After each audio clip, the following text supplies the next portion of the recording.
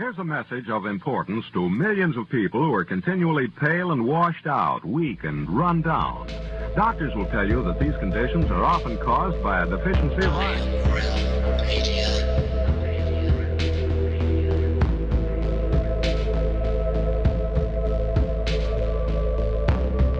The iron you need to keep you physically fit and mentally alert.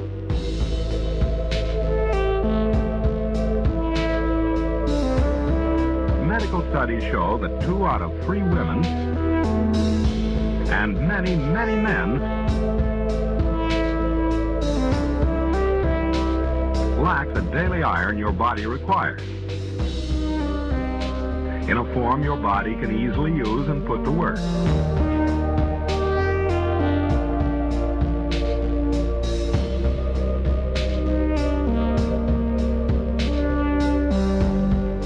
Every dose gives you more than your daily minimum iron requirement. We are awake, we are awake, we are not alone. We are striving for more. So if you're not getting the iron your body needs,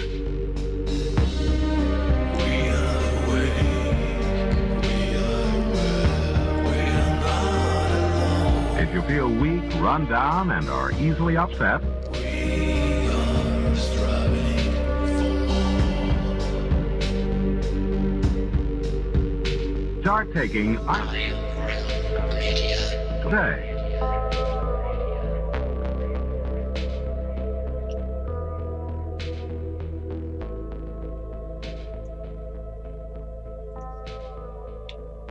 Thank God it's Friday.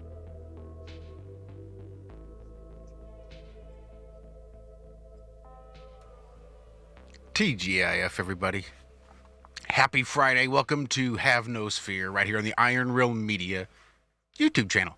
My name is Josh Corey, and man, we have got a show that I don't even know how to describe it.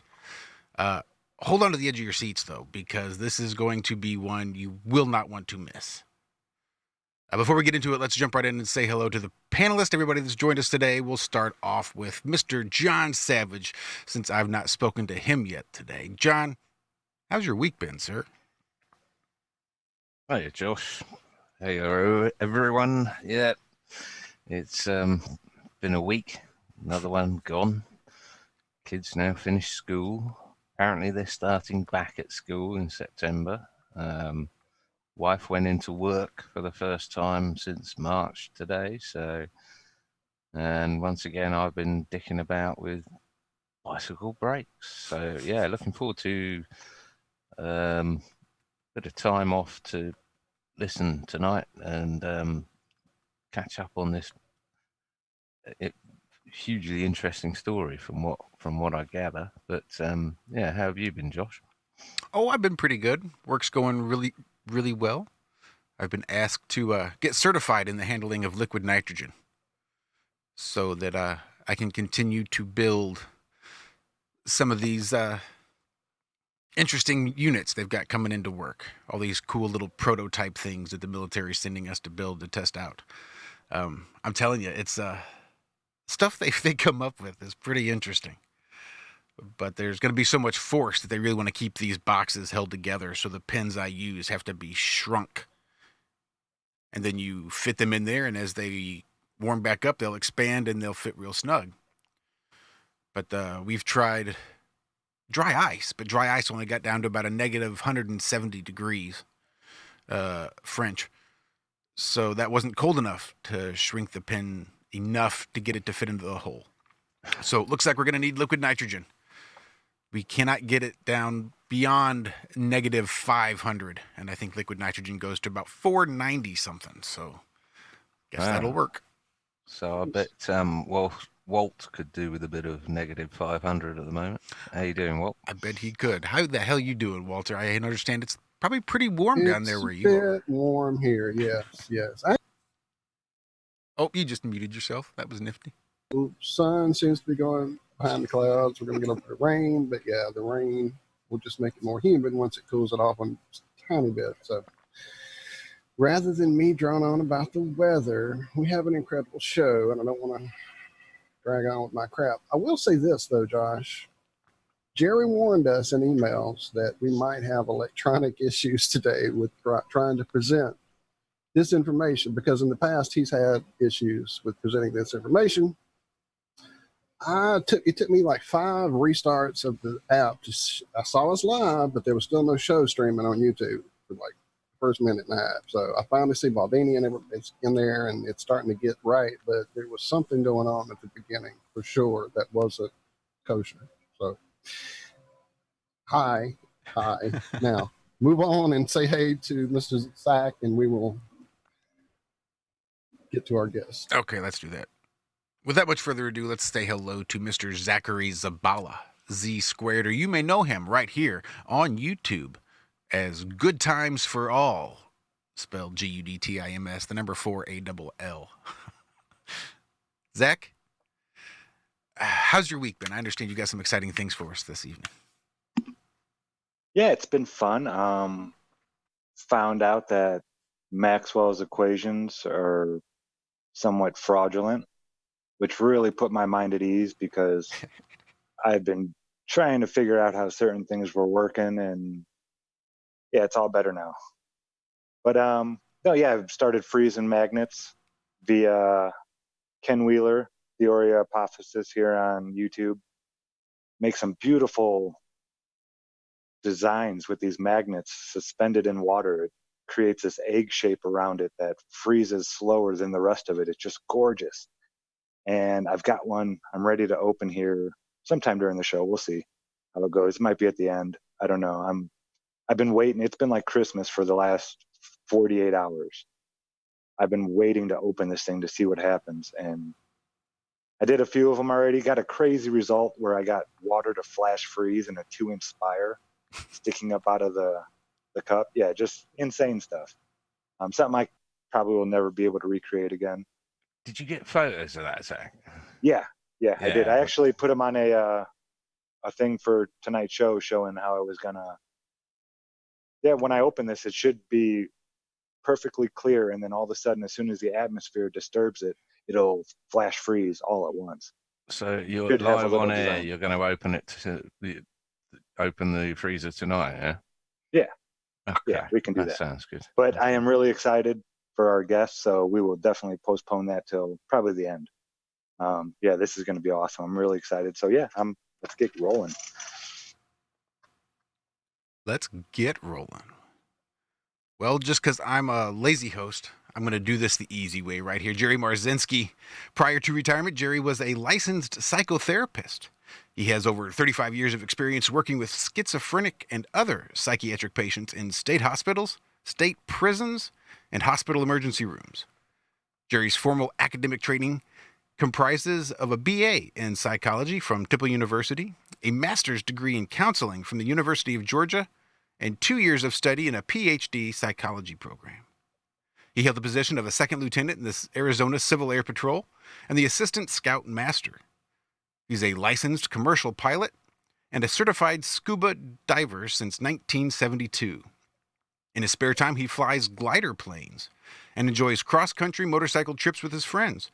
He's an avid explorer of nature, non-physical phenomena, and spiritual development. He enjoys travel, hiking, camping, welding, writing, shooting, gardening, and DIY projects.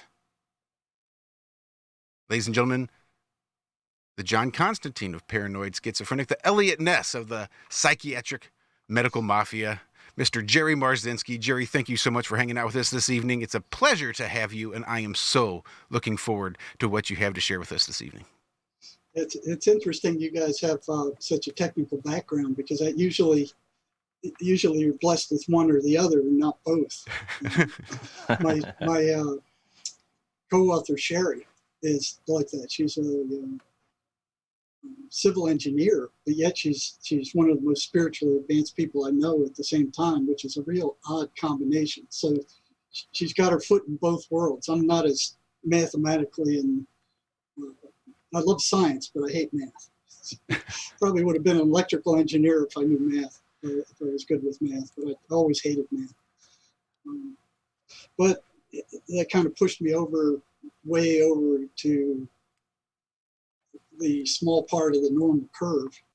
And the best combination between the two was psychology, which was supposed to be some science and some math, and the only real science to it was experimental psychology.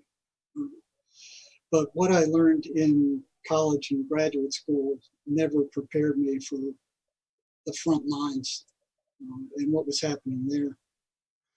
So after I finished graduate school, I mean, even before I got there, what I hated about psychology is, except for experimental, there was no way to check out what they were saying. Here's these books and books and books saying all this stuff, but you didn't have access to a clinical population. I didn't have access to a clinical population until I was in the master's program, and even then it was very limited. So you have to take it on faith. You have to take it on faith, and the way I was raised is I don't trust authorities as far as I can throw them.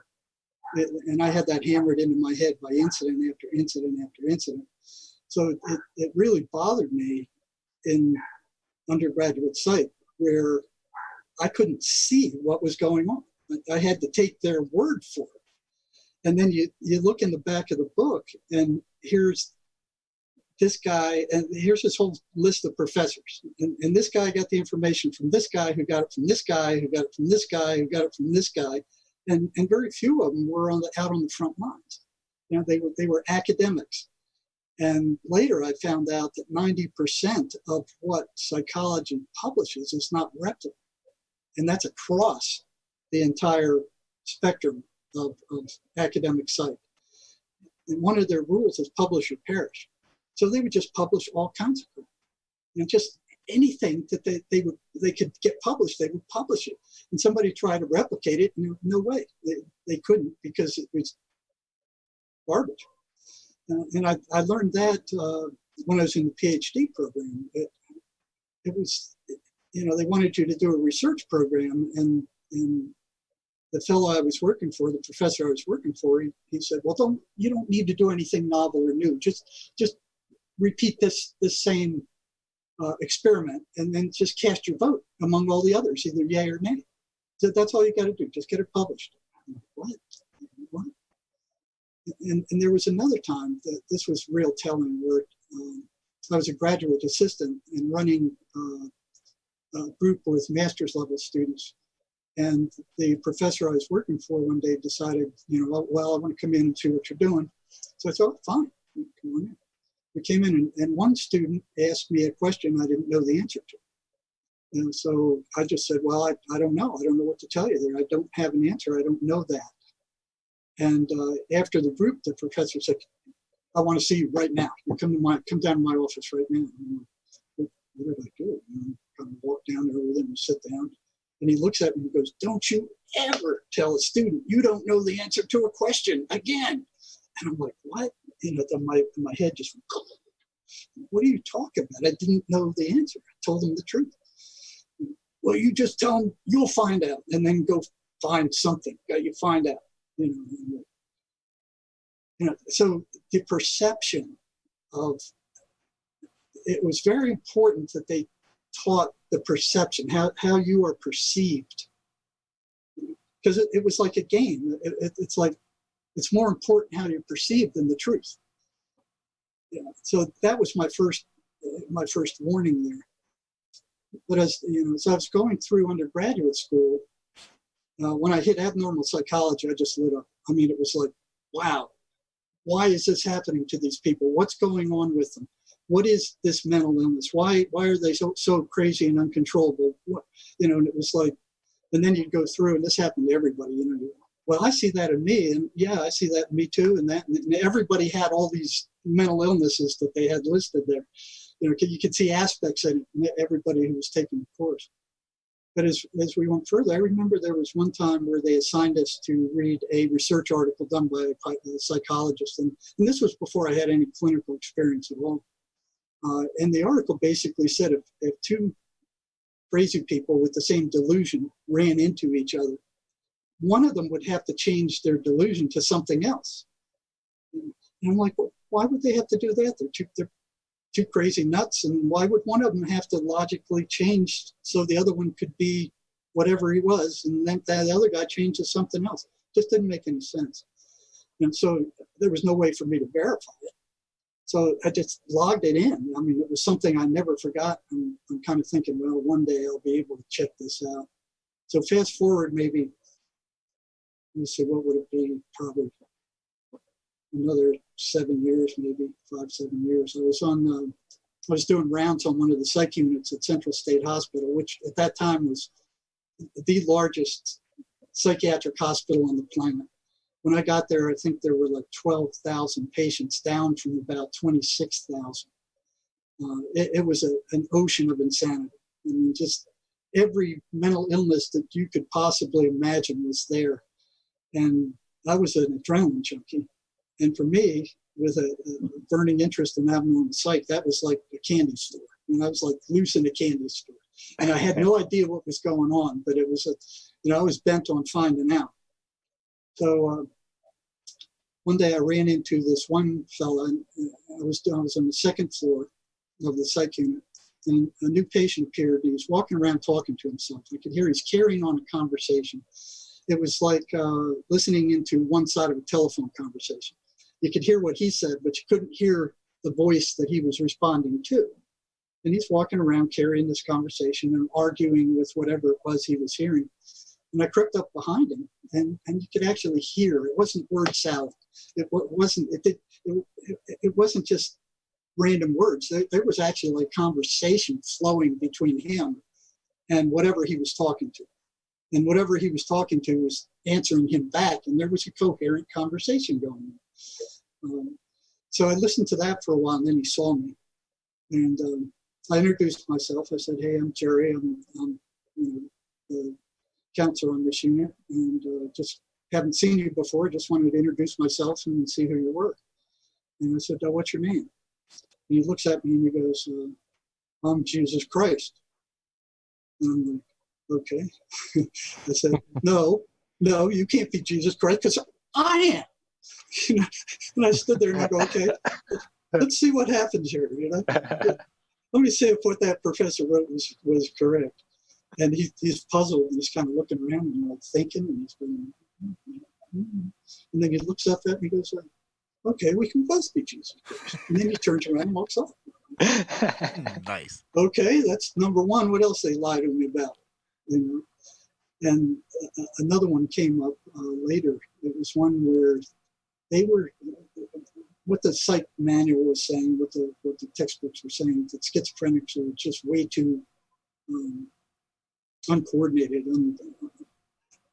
unable to organize themselves, are way too disorganized to perform any detailed behavior or track detailed objectives and do objective detailed planning.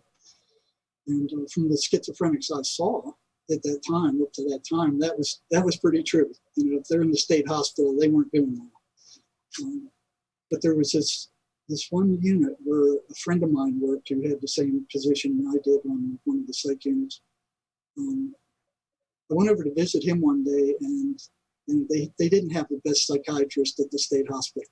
And most of them came from Cuba, or they were, kind of couldn't get jobs anywhere else. And I was visiting my friend in his office, and as we were leaving, I saw this guy dressed like Sigmund Freud. And he had a pipe like Sigmund Freud. He had a beard like Sigmund Freud. He smoked it, just like Sigmund Freud. He was dressed in a sport coat. And I look at Ed and I said, "Who is that?" He goes, "Well, that's our psychiatrist, man." I went, "God, that's," we called him Freud. He said, "Well, it is bad." And several months later, he calls me and he goes, "Hey, you come on over here, hurry up. I got something to show you before it disappears. So get over here." What is it? He said, "Don't waste time, get over here." So I run over to his psych unit, and we go into this psychiatrist's office. And in the middle of his desk is this pile of feces that's shaped like a pipe. And what I found out had happened is that one of the psychiatrist's patients who didn't like his medicines and didn't like him, at 3 a.m, somehow got out of his room, went down 3 floors past 3 attendance stations that were supposed to be manned all night, somehow figured out how to break into the psychiatrist's office, got up on his desk, squatted on his desk, took a crap, shaped it into a pipe, and then escaped from the hospital, never to be seen again. Oh, wow. So I'm He sitting did there. not like that guy. No, and matter of fact, psychiatrists were assaulted at a rate higher than any other staff at the hospital, other than attendants who were there full time. So here was the second thing that they taught me in school, like, well, psychiatrists or psychotics are too disorganized to do complex planning. This guy somehow got through 3 attendance stations, figured out a way to break into that psychiatrist's office, crap on his desk, take the time to shape it into a pipe, and then somehow got out of a locked psychiatric unit, probably through the psychiatrist's window, I would assume. They never found him. So here's another one. So Yeah, that took some planning. That took some planning to do. Took some planning and execution, and to be quiet enough to break into the office without being noticed. I mean, even if it was 3. Is that something you saw again? I know I've read a few books over the years where like different patients will almost acquire a skill set they never had before. If that makes any sense, like being able to sneak around in a building and get in a guy's office and crap on his desk and escape all of a sudden, that kind of thing, or speaking a language that they had no access to from some other country, or just different things like that. Well, I've heard of that, but I've never witnessed it. And it has happened according to a number of other people, but for what the voices are about and what their agenda is, if the person doesn't understand that language, they won't be around for long. Psychiatry calls them hallucinations. They insist they're hallucinations. They haven't done a single study on them. If patients have been trying to tell them for hundreds of years, these things are very real, and they just blow them off. They won't listen to them at all. Wouldn't if it was hallucinogenic, that would require some type of chemical in the body, and it should be able to be tracked, right? Like, okay, these people that are having this have a high content of this being produced from this certain area or gland, or they haven't been able to find anything. Wow. What they did is they have to give the appearance like they know what's going on. So they'll always drum up some cause. But the truth is they have no idea at all what causes schizophrenia. So it's a religion. It's pretty much a religion. Well, it's a psychiatric religion. Yeah, they have to have an answer for everything, and they just go with it. So they started off with mothers. They know psychosis is due to mothers. They did something wrong. They raised the kid wrong. So they blamed it on mothers, and then they couldn't find anything there, so they began blaming it on what else was it? There was genetics they came up with. So they couldn't find a gene, a schizophrenia gene. So what they were doing was moving from things that were observable, by the average guy, so where the general population could see that wasn't true from their own experiences. Like mothers doing something, or eating certain foods, or observable things that the general population could see and check out for themselves, into the areas of science where they couldn't check them out. So then they moved into genetics, where the average guy had no access to that kind of information. And they were saying, oh yeah, it's a genetic cause, or we believe it's a genetic cause. Now then, when they couldn't find a gene for schizophrenia, then they went, oh well, then it's not a simple thing. It's a combination of all these millions of genes that work together. But they had no proof for that either. It just looked good that they had a cause. The most devious and deceptive of the bunch was their chemical imbalance theory. For the first 10 years after, see, the drug companies want you to think they're spending billions of dollars in research in these drugs that they're producing. Antipsychotics were found by accident in a drug lab in Europe. It wasn't a drug lab, it was a dye lab where they were finding dyes to dye fabrics with. And then the staff started getting worked out by whatever they were working on. And whatever that was, they extracted it. And they were using it for operations and all kinds of other stuff. And then somebody went, hey, this might work to calm down psychiatric patients. Because what they were doing before, the history of psychiatry is horrible. And this was the first thing they had that actually worked. Let me see if I can get that.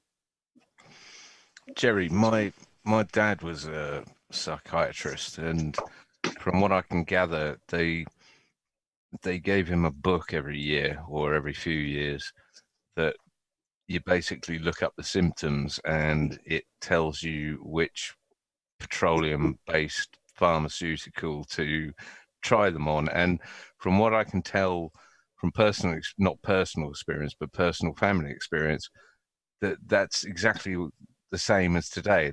They're even prescribing lithium, which seems to have gone through the roof recently. But is it still the same way? You're given this book, and is it the DM? I can't remember. DSM-5. DSM, that's it. Yeah. So what they did now, it's not a single diagnosis in that DSM, and I think it's to 297 now. They come up with new psychiatric illnesses every year. So it's a group of psychiatrists that get together and meet. What I've heard is 3/4 of them are tied up with the pharmaceutical industry. So they make up these diagnoses, they put down these symptoms, and then the pharmaceutical industry follows up with all these chemicals saying they treat those symptoms. And they put it out and they advertise it, and then 6 months later you see, the lawyers on TV saying, "Oh yeah, if any of you who've tried these things and are sick from them, join this class action lawsuit. We're going to sue, one of the drug companies." But the first ones to come up with that idea that mental illness was a chemical imbalance in the brain was Eli Lilly back in the 70s when they came out with Prozac. So they knew at the time that there was no evidence that Prozac fixed any kind of chemical imbalance. Matter of fact, they had no way to measure any kind of chemical imbalance in the patient's brain. They just went, well, this is a chemical. For the first 10 years after antipsychotic drugs came out, major tranquilizers, they had no idea why they worked. So they were brought over from Europe. Prozac is an antidepressant. And it's basically fluoride, isn't it? Or a derivative of fluoride. A friend of mine was on it because he was depressed, and he read the insert and it said may cause depression and may cause suicidal tendencies and this, that, and the other. And it was like, what the hell are they putting you on that for? I mean, it's just utter madness, isn't it? It's like chemotherapy for cancer. It's just utter madness. Well, just on antipsychotics alone, they're making $3.7 billion a year. And these things don't cure anything. It doesn't cure anything. It merely suppresses psychotic symptoms. It doesn't get rid of the voices. It doesn't cure anything. And it's super expensive. Or exacerbates the symptoms. I was about to ask, doesn't it sometimes make the symptoms worse? That's why they keep playing the switch game on, oh, well, let's try this and let's try that. Now, during your studies, did they ever teach you what they did before all this stuff was out there? Oh, yeah. I've heard. Yeah, I can tell you what they did before they did out there. That started off back in ancient Egypt, where they started drilling holes in the head of these guys to let out evil spirits. But it worked sometime when there was pressure on the brain. It occasionally worked. But where it all started was in 375 BC with Hippocrates, where he came up basically saying there's a physical cause for all illnesses. And he followed that path, and he, there's germs, and boil the water and that kind of stuff, and it looked pretty solid. So doctors based their philosophy on hypotheses. So back in that drilling of the hole in the head, they were drilling holes in the head in 1488 AD. They were drilling holes in the head. In 1790, they came up, a French upholster came out with the straitjacket. So basically what they were doing is they had insane asylums, and they needed some way to control these massive populations of insane people, because it's like a zoo in there. Before drugs came out, I was talking to attendants where they had these major battles with psychiatric patients, and people got hurt. They got seriously hurt. The attendants got hurt. The patients got hurt. Jerry, I'm hearing currently that they're rewriting all the mental health laws here in the UK and everything. Well, they're starting to bolster them, and the general sort of gist in the mainstream is that if you refuse vaccines, or if you go against the WHO, or if you're one of these people that won't wear a mask, then, and it's now been reduced to one so-called qualified person can label you mentally ill and section you. Do you think back in history do you think there was a reason why there were so many mental asylums, and some of these things that we've been looking at in the mud flood era and the Tartarian sort of archaeology and that sort of thing, these things were absolutely enormous, and they were in the middle of Poland, and there was only 3 million population, and there's like 10% of the population were condemned into asylums. And do you think maybe these people weren't mad? They were just sort of rebelling against what sort of tyranny was being pushed upon them at that point, but they were just thrown into these buildings and declared mad? Oh, bollocks. We lost him.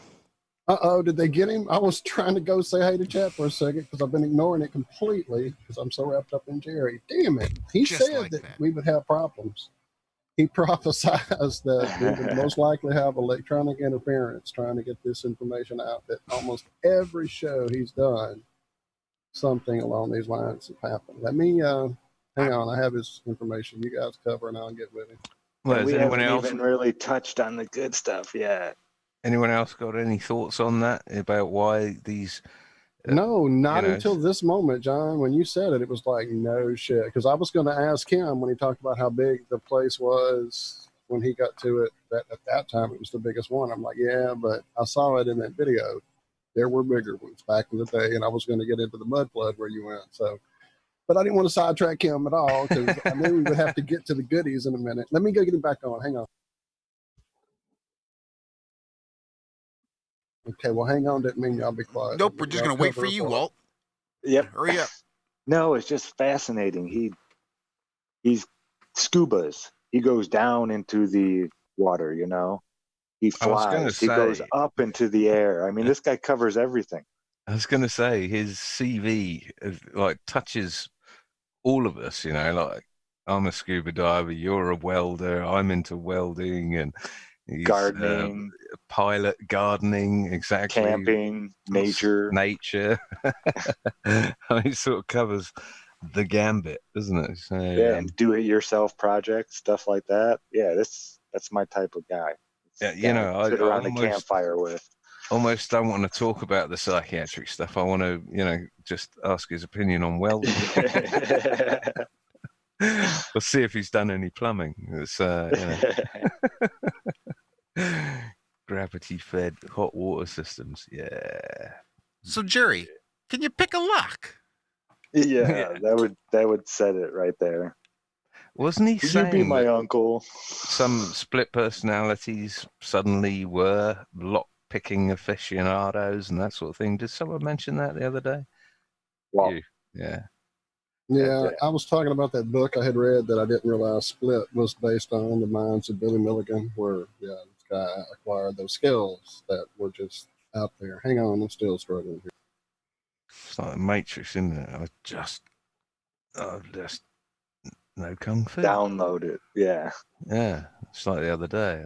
I just learned mower carburetors, Whoa. and it worked. Carburetors are amazing. And if you just fiddle with the air filter and the carburetor a little bit, you get like 80 miles to a gallon on a V8 engine. I can Just well crazy believe stuff like that. Yeah. that This they're kid not. in Indiana, at like 19 years old, figured it out. And they paid him like $2 million, and he moved off to California. I never Shut got to up. meet him. Yeah, just to sell it. They wanted the patent on it. They wanted to.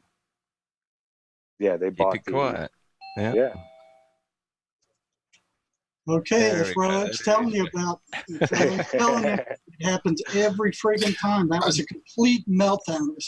It was a complete freeze up of my computer. And That's my wife is working on another computer with the same router in another room, and this one freezes up. I just sent you a text because I figured, well, he's got the email, so I sent you a text and Yeah. telling you to use that same link. Glad you're back. Thank you. Okay, so So, Jerry, just- pick up where you left off without my distracting questions. what was I talking about before being so rudely interrupted? By The dark history, side? the early history Oh, of history. Okay, so we psychiatry were- and asylums and. Yeah, well, there was a comment about the DSM-3, and now it's a DSM-5. It started off with like 57 diagnoses that they made up. They got together and they go, well, these are the symptoms, and they're kind of like a loose list of symptoms, and they bleed back and forth. So it's incredible that they can even make them precise enough to where you can remember them. But who can remember 297 of them, and more added every year? And every single one is completely made up. There's not a lab test. There's no physiological test. There's no electronic EEG, EK. There's nothing. But they also morph, don't they? Like polio morphed into 5 different syndromes or whatever. Oh yeah, they morph into subcategories. Subcategory A, subcategory B, and that's their Bible. And it's all completely fabricated. Every single one of those things. For a while, they had Southern Bell syndrome in there. They had mental retardation was a mental illness. I bet they have a Homosexuality was pill mental for illness. every one, though, don't they? Oh yeah, they got a pill for everything. Matter of fact, I was having trouble sleeping a while back, and they gave me what was it? Trimazepine or something like that. Temazepam. It wasn't there's 2 of them that are similar. This was just for sleep. There's this little itty bitty pill. It was tiny. I took it. It knocked me out for 2 days. That's like the next 2 days later, I was still like, if you want to be relieved of the burden of consciousness, take one of those things, man. Tramadol was another one that. Yeah, tramadol. Good grief, that stuff So is. all those psych drugs. So what they want you to think is that there's a physical cause for. They're going back to Hippocrates. There's a physical cause for everything, but they can't prove a physical cause for any of this stuff. So they give you these drugs, and the antipsychotics don't cure anything. What they do is they're major tranquilizers, so they calm you down, and they reduce the symptoms, but they don't get rid of them. So in the U.S., it costs roughly about $750 for antipsychotic drugs for a month to stay sane. And then you have to pay maybe $150 to go to a psychiatrist to get a prescription. So the psychiatric mafia has got this all locked up with the drug companies. You cross the border 60 miles south of here and go to Mexico, you can see a psychiatrist for $50 and walk into a drugstore and get these antipsychotic drugs without a prescription. So the whole thing costs you maybe $75, and then after that, $50 for the prescription. You don't have to go back again. You know what you need. You go get those things if you can tolerate them. Sad is, once you have this in your system, you don't just run out. You don't just, oops, I forgot to fill my prescription this month, because you'll lose your mind because you'll go through some psychotic stuff. You don't ever just go cold turkey. You have to titrate off these things. Well, yeah, and it takes a couple of weeks. I mean, once you've been on it for a while for that to kind of come back. But here in the UK, I don't know anyone. Well, there are very few people I know who are not on some sort of drugs, whether it's to calm their nerves or whether it's for diabetes or anything else. I mean, even the children around here, you know, they've been on drugs since they were single digits. And they tried this 35 years ago on me. They said I was a hyperactive child. Oh, yeah. That didn't take, my teacher told my mom he doesn't take his school career seriously. My mom told him, I don't want to know a 6-year-old that takes his school career seriously. That's my mom's, she was like, no, you're not putting him on any drugs. Good for your mom rocks. Well, here in the U.S., the number of children and adolescents on psychiatric drugs is 7,213,599 and growing. Wow. The number of kids on antipsychotic medications is estimated to be 1,194,805. These are kids they're putting on these powerful antipsychotic drugs. How many psychotic episodes do you think they're creating by putting these children on antipsychotics? Well, I don't know if you've ever tried those things, but boy, you know, they have horrible, horrible side effects. And it's like pouring syrup on your brain. Well, yeah, and this stuff is something that you don't want to not take. And a child at that age, you know, they don't understand how serious that kind of stuff is. But also the problem, even not the children, but the adults, is that all the children, is that once you're enrolled into this system of these pharmaceutical drugs taken, you're actively told by your doctor, don't take anything else. Don't take supplements. Don't take this, that, or the other. Anything natural. It may affect the drugs that you're on. You must seek medical intervention or to work out. Basically, once you're on them, there's no coming off them. Well, that's the psychiatric mafia for you. You know, the drug companies they have very deep pockets. So they were the ones that came up in the United States back in the 1930s. They came up with something called the Flexner Report.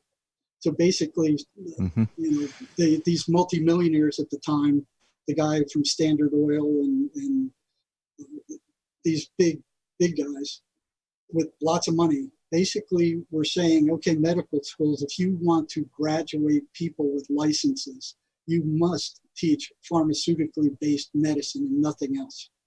So here's the drug companies already pushing in there. So they could not teach pharmaceutically centered medications, you know, courses. And that's still today. I talked to a psychiatrist this morning, a psychiatric student. I asked him, are they still pushing the chemical imbalance theory in there? And he said, yeah, they sure are. So they're still teaching this theory that has been totally disproved. And bearing in mind that when that Flexner report came out, most medication in the US came from homeopathy. Yes, they had Tesla's violet ray. They had all kinds of homeopathic medicines. They had electrical medicines. They had all kinds of different stuff. But once that came out, the medical schools couldn't graduate anybody with a license unless they taught pharmaceutical medication. And everybody that didn't was a quack. Were you ever taught about Raymond Royal Rife? No. He had using the Tesla tube, the same thing. He went and found all the frequencies to hit certain types of illnesses and diseases and things like that. They actually held a banquet in his honor back in the 30s think it was 1932. They called it the dinner to end all diseases. And this was by the head of the American Medical Association at that time. But It was a he big, had a huge thing. And then, unique. Sorry, well, yeah, he also made microscopes there you go. that could zoom in like 20,000 times. And there was all lenses, and he used gases in there to change the diffraction rating so you could see even more. But the difference being is that he could view live blood cells, and whereas as medication was or modern medicine was stuck to dead cells and everything, he was able to. He developed the microscope that was able to see these things live, so that he could hit them with frequencies and literally see what was happening to them, rather than. And apparently, there is no way of recreating his technology. Design. It's gone the way of Don Pettit's Tesla, all that kind of stuff. Well, Yeah. they outlawed the Tesla's violet ray at that time. They made it illegal. The AMA made it illegal to own one. Now you can get them today. I have 2 of them, but it was illegal. Is that a dark cell microscope or something? I was listening to something last night. It's plasma electricity. High voltage with very low amperage. Have you heard of a dark cell microscope? No. Yeah, it's kind of like the Rife machine. Well, the Rife machine, he put it into paddles. So you can put the paddles in certain areas, or you could hold them in your hands and connect them to your feet. And it was working on the same principles as Tesla, but he had to circumvent probably what you're talking about, that they made that illegal. The tube, because I remember he started it using a tube. And then for some reason, and that was the more effective way. And for some reason, he switched over to paddles and pads, things like that you could actually put on certain parts of your body. But that makes sense that they made that illegal. The way they made it sound, it worked better than what they had to go to. Yeah, but they couldn't make any. They couldn't make any profit on it. No. So the Flexner. Here's a little blurb on the Flexner report. It said in 1910, the Carnegie Foundation and the Rockefeller Group sponsored the infamous Flexner report, which shut down any medical school teaching subjects outside of mainstream pharmacology. The edict was so powerful that only a few medical schools survived, such as Johns Hopkins and McGill, and a handful of others connected with these groups. They were the only schools who could legally license doctors. Doctors who practice any other method besides pharmacology, where the drug companies could make their enormous profits, were threatened with the loss of their license. Doctors caught using Tesla's violet ray electrical treatment were labeled as quacks and threatened with the loss of their medical license. So here's the medical mafia right there, taking over the practice of medicine and forcing doctors to operate with drugs and ruling out everything else. Any other treatment that promised any positive result. Yeah, no cure. We don't want to cure it. No. We'll give you this to fight the side effect Yes, for the rest of your life. They don't want a cure. They want endless doses of their medications. And that's what's happening with antipsychotics right now. They cure nothing.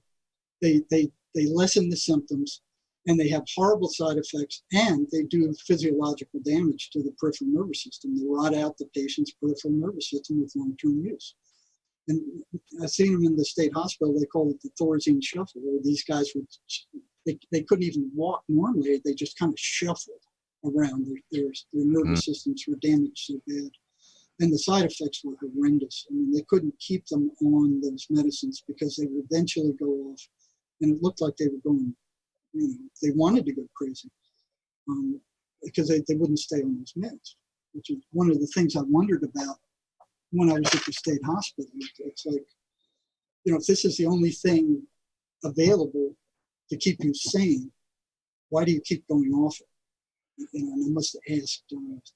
So, Jerry, when did this start dawning on you that what you'd chosen as a career was something quite a bit different? Soon as I hit the state hospital, it was really obvious. But you had to obviously keep quiet. I mean, did you confide in colleagues and things like that? And no, I couldn't. So, and that was one of the things that was really bad. You know, it started out with, you know, you get thrown into the sea of insanity, and here's these, you know, they didn't have any cell phones back then. They didn't have any, you know, what you had is a dial-up telephone, so that's how you communicated. So the way what year are we talking here? We're talking 1970s. Right, gotcha. Probably mid-1970s. So where information got transmitted was in the state hospital central kitchen where all staff went to eat. Central State Hospital was in central Georgia. And back then, it was like a little island of humanity. They didn't even have a McDonald's or a department store or anything there at the time I was there. There was one mom and pop restaurant. You had to drive 30 miles to Macon to get a hamburger. So it was pretty isolated there. They sweetened the pot some by giving you staff dorms that $15 a month with maid service. So it was like a hotel room. It was good to pay off the loans. But, you know, I started looking around, and here's psychotics doing crazy things, real crazy, dangerous, sickening, you know, just awful things. And I'm like, what? Why? And it just went right in the face of, you know, what they call experimental psychology, where they taught that, you know, all life forms will seek pleasure and avoid pain. But that's not what these patients were doing. And they were looked like they were seeking to pain. They were seeking to self-sabotage themselves. Anytime they came close to succeeding at anything, they do something screwed up. And then you had the more regressed ones. I remember one who cut off his penis.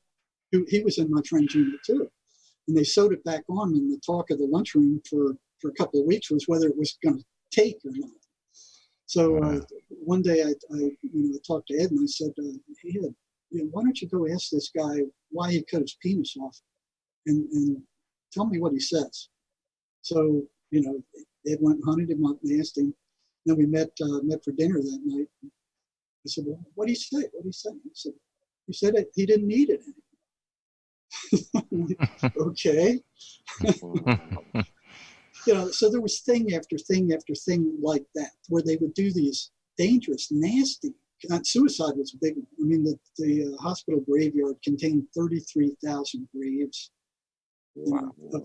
That hospital had been around since before the Civil War. Matter of fact, Sherman camped his troops there. So it had a long history to it. So there was stuff like that. I'm like, why are they doing this?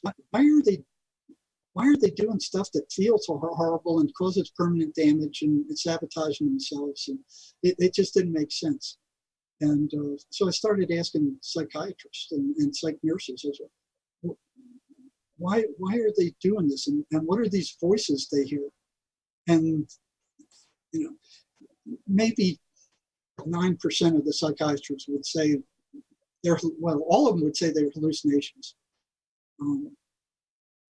But when I asked them what caused that, they would say chemical imbalance. I'd say 95% of them say it was a chemical imbalance or genetics.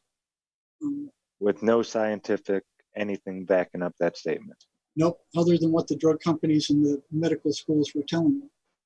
So, you know, what I saw was, even though they're saying it was a chemical imbalance, not once did I see them give any kind of lab test, any kind of electrical test, any kind of test to see what was out of balance or by how much, ever.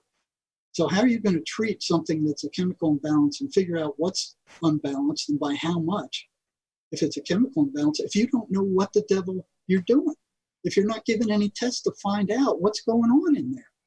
What I found out was they had no idea what the chemical balance of the brain should be. There's absolutely no proof of a chemical imbalance. And like I started saying before, this was dreamt up by Eli Lilly in the 1970s when Prozac came out, and they knew it was false at the time. But, you know, it made sense. Okay, we got this chemical that we're going to put in people's brains, and you know, most of that is due to a placebo effect. if the people believe that the drug does something, then the antipsychotic drug, I mean, it works better. So they have to keep up this perception that it works. It's got to be one of the most powerful things out there is the placebo effect and psychosomatics and that sort of thing. Have you been contacted by not necessarily personal colleagues, but other psychiatrists, psychoanalysts recently that have sort of confided in you, or do you see any sort of sea change going on that people are waking up to this, or at least your professions are waking up to this? Well, I'm in touch with one psychiatrist who's kind of more a naturopath. He just recently gave up his license because he didn't like being confined that way. I'm in touch with I think a second-year psychiatric medical student who, he's going to be the first of the upcoming psychiatrists who really know what's going on, and I'm carrying on constant conversations with him. I was just recently contacted by a licensed psychotherapist in New York City who also heard voices. Oh, wow. So, and he didn't just hear them. He's like, what are they? And kind of did experiments with himself to try to come to some conclusion. And as what happens is these things aren't hallucinations. They go after buried garbage. Okay, so if you have trauma, if you have negative thinking, they can smell negative emotional energy like sharks smell blood. Yes, they will attack those people the worst, the hardest.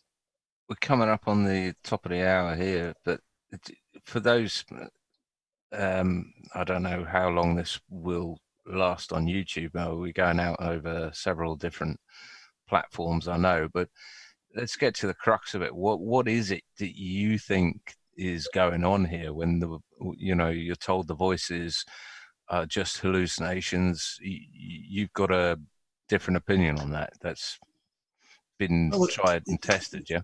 Yes, and it has been tried and tested. And Sherry, who is the co-author of our book,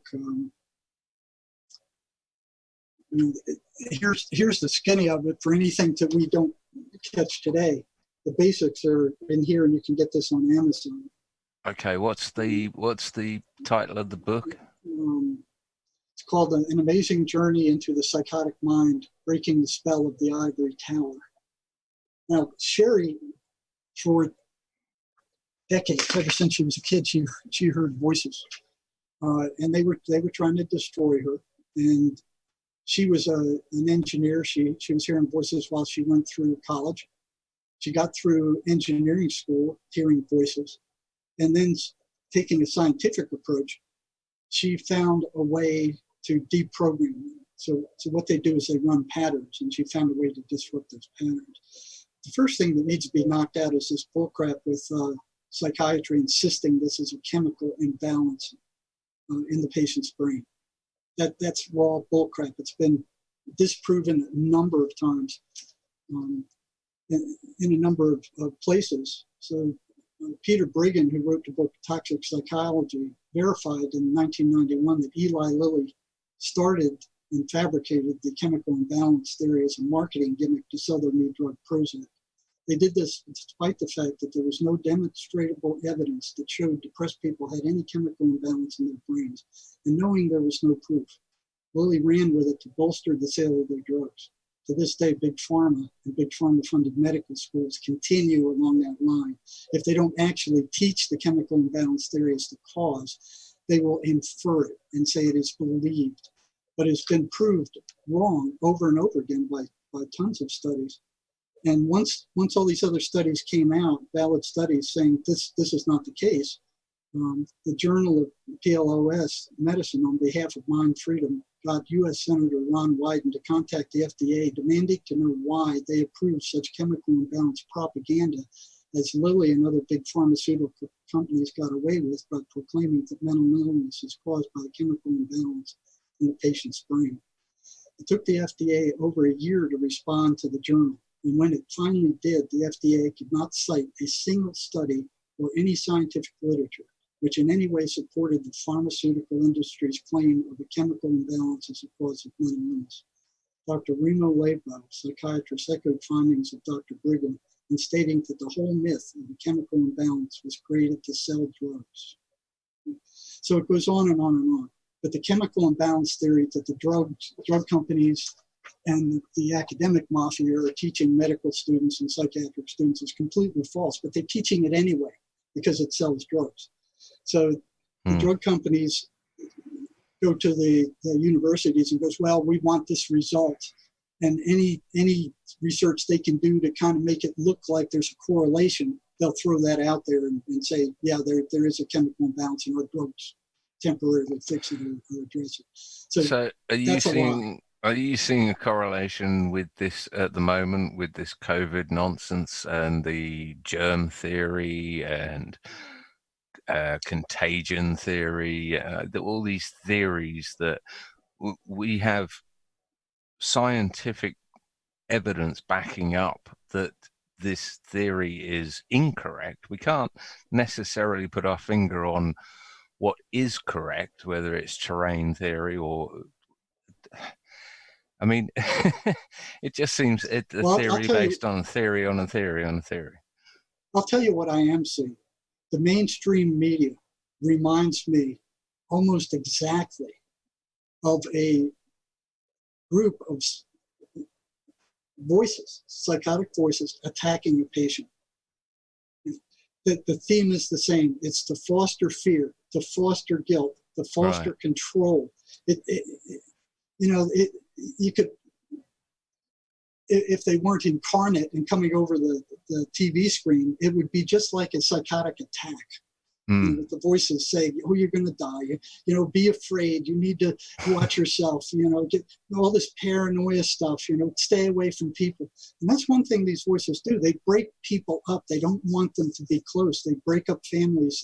They break up marriages. They tell husbands that their wives are cheating on them and vice versa, and that they can't trust anybody. And that's been media from the very beginning, basically. It's just fear-mongering, suspicion breeding. Yes. Everything about them is, I mean, it's like that film, isn't it? They Lie. I don't know if you've seen that, where he puts the glasses on and he can see a bay and this, that, and the other. It's all, and to someone who's been trained in the psychology side of things, that sort of pressure, to put a human under that sort of pressure is going to cause what? I mean, constant fear, constant suspicion. What's that going to do to the human psyche in general? Well, what I discovered maybe years later, and this was after I left the state hospital, where I learned the most about these things was in working in the psychology department of the state prison. Because the problem I ran into in the state hospital was that they didn't want you to do, I mean, psychiatry, I mentioned earlier that psychiatrists were being attacked at a rate much higher than any other staff other than attendants. That's higher than psych nurses, higher than psychologists, higher than regular nurses, higher than anybody except attendant staff that were with psychotic patients 24 hours a day. And even then it was only slightly less. So I'm thinking, here's a story every other day or so in the lunchroom where a psychiatrist got attacked by a schizophrenic psychotic patient. And I'm thinking, like, what in the blazes are they doing to these people to make them attack them when they only see them like 15, 20 minutes a month? Uh-oh, I got a message here. Can you guys still hear me? Yep, you're still coming in. Crackled up for a bit there, but yeah. Yep, you're good. So here's all these attacks being launched against psychiatrists, and I didn't understand it. Why is this happening? What are they doing to piss these people off in 20 minutes where they're getting attacked at this rate? And I didn't understand it.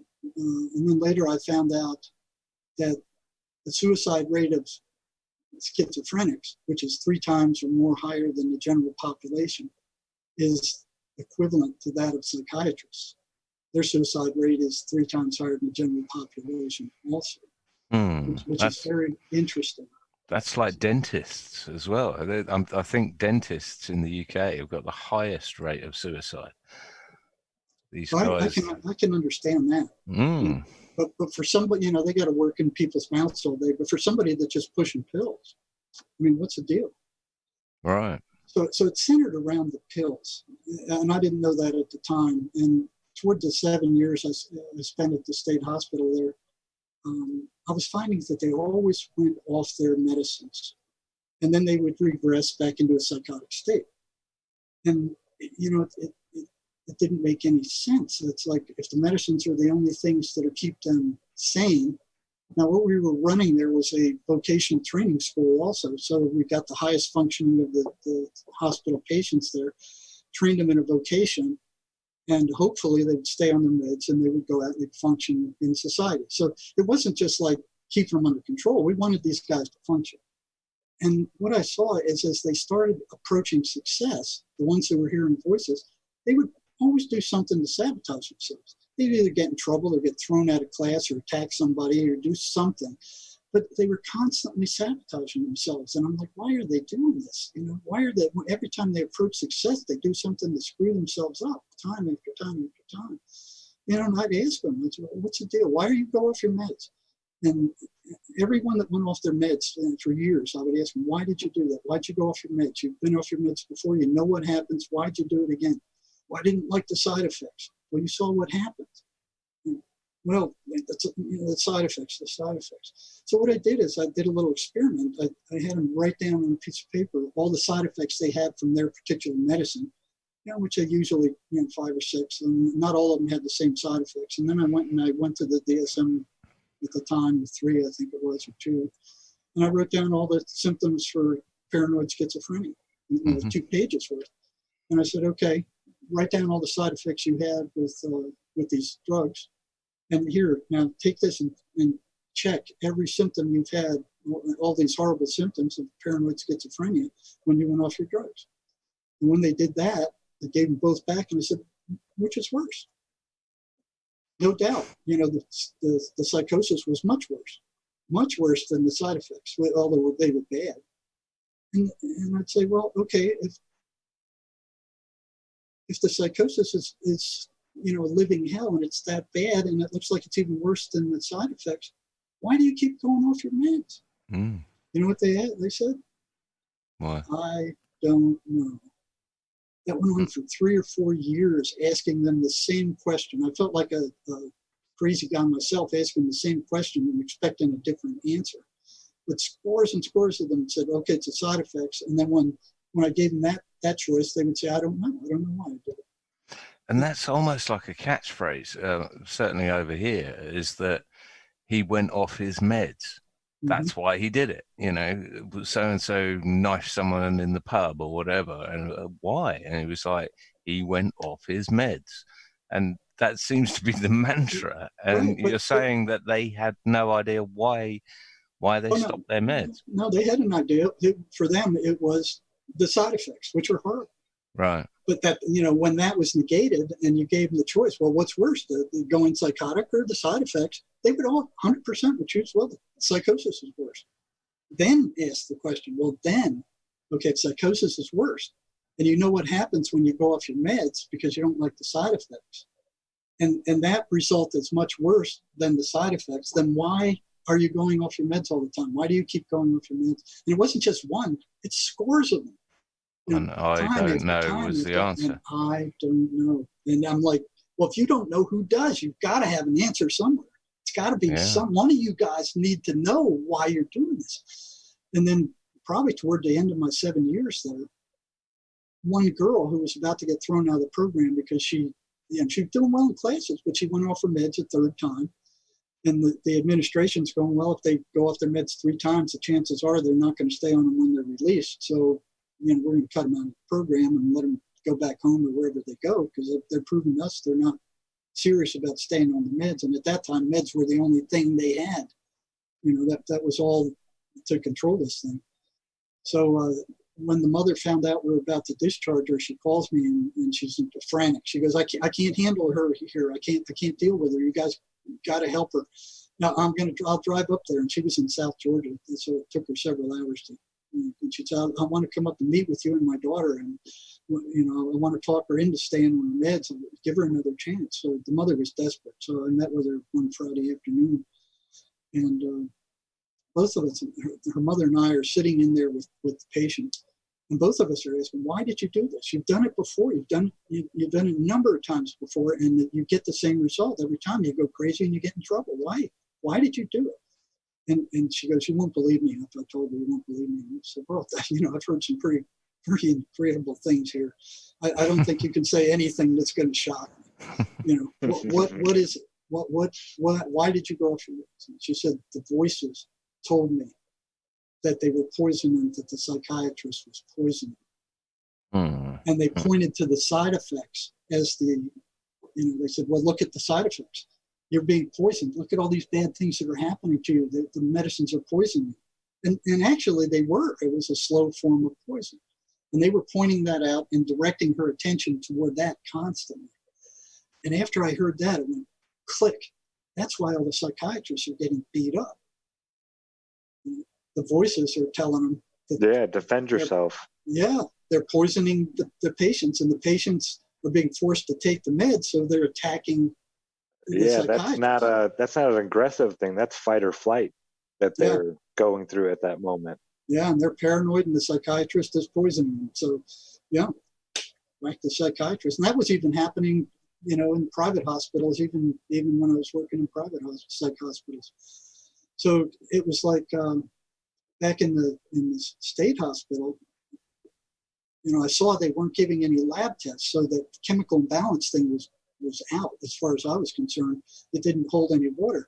So if it wasn't a chemical imbalance that was causing their psychosis, what was going on? So was it always voices? Was it always voices these people heard? What I was working with mostly were the paranoid schizophrenics who heard voices, but they also saw things. They saw all kinds of horrible hallucinations also. And were they similar to others? Or like the things they were seeing was another person also seeing similar things? Well, there was more variation in the visual hallucinations than there were in the auditory hallucinations. But what I saw is patterns beginning to come into play in the auditory hallucinations. Okay, so the voices, which are the number one symptom of paranoid schizophrenia, they hear these horrible voices telling them to do horrible things to others and to themselves. And as I began asking them about the voices, patterns started appearing. And one of the first patterns that I saw was that when the chaplain at the state hospital gave an ice cream social with cake and ice cream and all this good stuff that they couldn't get their hands on often, all the schizophrenics would stay in their beds in the dingy ward. And I'd walk down the ward and I'd go, "Why aren't you down with the other guys? I mean, it's free ice cream and cake, the chaplain." "Well, I don't like chaplains. I don't believe in God." And you look on their bedstands and here's all these horrible books, murder mysteries and crime things and war stories, and it's all negative reading material. I noticed that, but I didn't know what to make of it. But they didn't want to be around the chaplain. So I'm like, "Well, that's interesting. And why don't you want to be around the chaplain?" And it's like, "Well, the voices don't like him, and they don't like me reading the Bible." And so I started, when I hear something like that, I'll kind of put it in the back of my head like I did those other things. And then when another patient comes up, I'll ask them about it. So when, after I ask a dozen patients or so, and that they're all saying the same thing, there's a pattern emerging there. And one of the things that emerged is that the voices did not like the patient reading the Bible or any positive spiritual material. They didn't like them going to church. They didn't like them having fun. So, and that was consistent. And so I started asking them about this. I said, "What happens when you read the Bible?" "Well, the voices get louder. They say it's a crock of crap, that it's all made up, that Jesus couldn't even save himself. What makes you think he's going to save you?" And they would get louder and distract them from reading the Bible. And this was consistent among almost all of them. So here's this pattern forming, and I'm thinking, what kind of hallucination would be anti-religious. I mean, why would you even expect that to happen? If they're a hallucination, they should be random like all other hallucinations. Why is there a pattern forming here? Why are they anti-religious? Why should they even be anti-religious? And so I pushed that further, and I found there were three groups. One were patients who felt they knew what the voices were, and they knew that it wasn't who they were. There was a middle group that weren't sure what the voices were. They were thinking maybe they were them, maybe they weren't sure. And then there was a third group that believed what psychiatry was telling them, that the voices were hallucinations. They were much worse off. And virtually none of these guys wanted to go to church. So, I kept asking them questions about the voices. And then one day, I guess the voices got pissed off from one guy, and he went and told psychiatry that I was irritating him by asking him questions about his voices. Now, these guys are getting beat up by psychotics all the time. And they were kind of leery about doing anything to upset them. So the unwritten rule was you don't do anything to upset a psychotic patient if you don't absolutely have to. And asking them questions about their voices was something that you didn't absolutely have to do. So I got pulled up. You don't do it. Yeah, that's what you were taught. You don't do it. So I got pulled up in the front of the psychiatrist, and here he is lecturing me that the voices are hallucinations. And when you ask them questions about them, you're reinforcing their reality, and you're making these patients worse, and you're making them more upset. And this one came in and complained to me about this. You need to stop doing that. And that happened twice while I was at the state hospital. They didn't want anybody asking these guys questions about their voices. So I had to go underground because I'd already been threatened once. And then I had to be real careful of how much I asked. So I might only ask one pertinent question per patient a day or something. So I had to really slow it down. But the patterns were still emerging. And I was having to fly under the psychiatrist's radar. And the more that's what I was going to ask. Did you feel like you had to keep yourself safe within your your peers, not necessarily your friends? Yeah, I couldn't talk. I couldn't talk to any of them about this stuff. Which was a bad thing. It was almost like I was opening the door to this strange new world, and there were consistent patterns there, but I had no roadmap. I had no cognitive map of what was going on there. So, I'd kind of walk in there and I'd start tripping over things, and bad things would start happening, and the voices would start screaming at them. And by the time I left the state hospital, I strongly suspected that the voices were not hallucinations. And schizophrenics were so frustrating to work with. I was glad to get back to graduate school and just be away from them for a while. It's like, well, yeah, because they're thinking you're trying to get them in trouble or trying to, and then they have the voices telling them not to talk about them. Well, that was true, but I didn't know that at the time. I found that out in the prison. The voices would say, and this happened over and over, voices would come up and go, he already knows too much. Don't tell him anymore. Shut up. And the guy would tell me that. And it would happen time after time after time. Jerry, so real quick, when you say voices, just so I can get this straight in my head, are we talking about like an auditory hallucination with stereo spatial reference for your ears? Or are we talking like strange thoughts popping in your head that don't feel like your own? When you say voices, what does that sort of entail? Interesting question. The one time I prayed to hear them, and they almost killed me, and that's a long story in and of itself. Yeesh, yeah. But the voice I got sounded just like any of the thousands of thoughts that go through my head any day. But the intent was far different than anything that I could even imagine or would even react to. But it sounded just like my normal thoughts. Huh. So that's scary. I think all you guys probably experience it. We're all hit by these things to different degrees.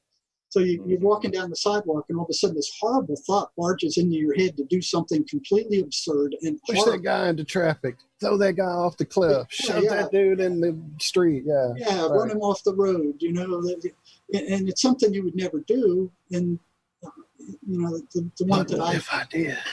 one of the ones I remember most was, you know, I have a beautiful, you know, Alaskan, you know, part wolf, white, totally white sled dog. I mean, what do they call them? Nice. So Hold on. here's this voice comes up one day while I'm cutting cactus out in the backyard, and the dog runs by, and here comes this thought: cut her head off. And I'm like, what? What? You know, and it's nothing I would ever do or even think about on my own. And I'm like, well, where did that come from? Well, I know exactly where that. Almost like they're fishing. Almost Yes. like they're seeing who will listen to them almost. Yeah, they'll do that. And there's lots of people who, you know, they're driving down the road and they go, well, run the car off the road. You know, run into oncoming traffic. Jump off this bridge. Now, when people say they, now I saw in chat earlier, yeah, I do look occasionally, the voices, can we say the voices equal archons is what I saw, but do any of the people that you spoke to assign names to the voices? Yeah, they do. Some of them do. And are they familiar names or, you know, Satan or...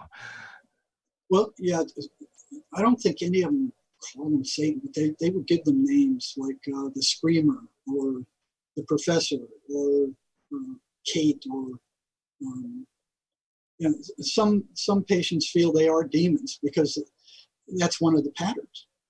So if you look at these things and you start asking patients about them, which psychiatry never does.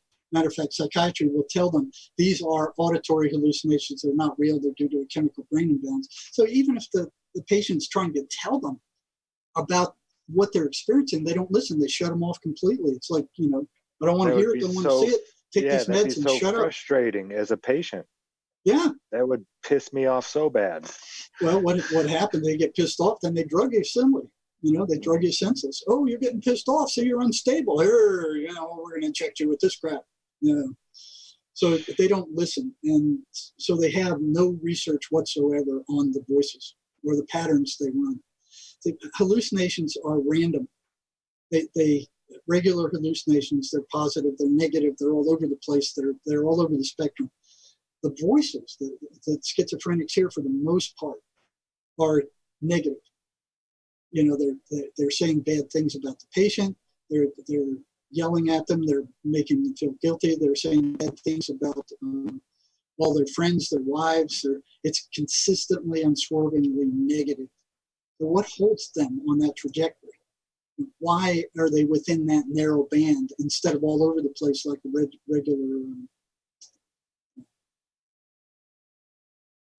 regular hallucinations? So they run a number of you know, other patterns, a lot of other patterns. They're anti-religious generally. You know, hallucinationism. You know, why would you expect a hallucination to be anti-religious? They attack most often after dark, and the hardest between 3 and 4 in the morning. Why would that happen? You talk to schizophrenics, they say, yeah, they come on after dark. They come on when it's dark, and they wake me up at 3 in the morning and they start screaming. They instill nightmares. You know, there's horrible nightmares, and when the guy wakes up, the voices start right in on him. They don't like pleasant music. They want acid rock. And they want this horrible, kill, murder, beat them up. They love that stuff. So again, what conclusion did you come to as to what we're dealing with here? Is it man-made? Is it no, it's interdimensional? Is it it's demons? Interdimensional. Right. Well, I guess you could call them demons. So, yeah, when you have this whole list of patterns, you know it's not a hallucination. Hallucinations don't run patterns. So psychiatry is wrong with their chemical imbalance thing. They're wrong, and they have no evidence or research to prove that these things are hallucinations because they haven't ever looked into it. They haven't done any research. They've been told they were hallucinations. They don't make sense to them, so they're hallucinations. So that's what they're taught, and they're still teaching it today. Yeah, they're following the manual, aren't they? Following the manual. I talked to my friend who's a psychiatric student this morning. He said, yeah, they're still teaching that. They're still giving us that same stuff. But it's based on nothing. They have nothing. No research, nothing. They won't even listen to these guys. So there's no chance they're gonna find this out. And it's worthless trying to talk to them. Professor Irmak, who saw a shaman in Turkey cure a number of schizophrenics, went to a journal and he wrote in an accredited journal. He said, hey, the medical people ought to at least take a look at this. They attacked him all upside one side down the other. They attacked him, they attacked the journal, and he was being attacked by doctors, he was being attacked by psychiatrists, they even attacked the journal. How could you dare suggest such a crazy thing? You're trying to drag the profession back to the Stone Age, and they were just how can this be published? Yes, yeah. How could you even publish something like this? And that's where the truth is. But they're so brainwashed. And here was this lady from Oxford, this hotsy-totsy professor from Oxford, that had no psychiatric training at all, and she's attacking him worst of all. I wrote her back and blasted her. Said, you don't know your butt from a hole in the ground. You never talked to a schizophrenic. You don't know what they are. You don't know what they're experiencing. Who are you to say anything? I mean, I just friggin' blasted her and waited for her to hear back from her. Never did.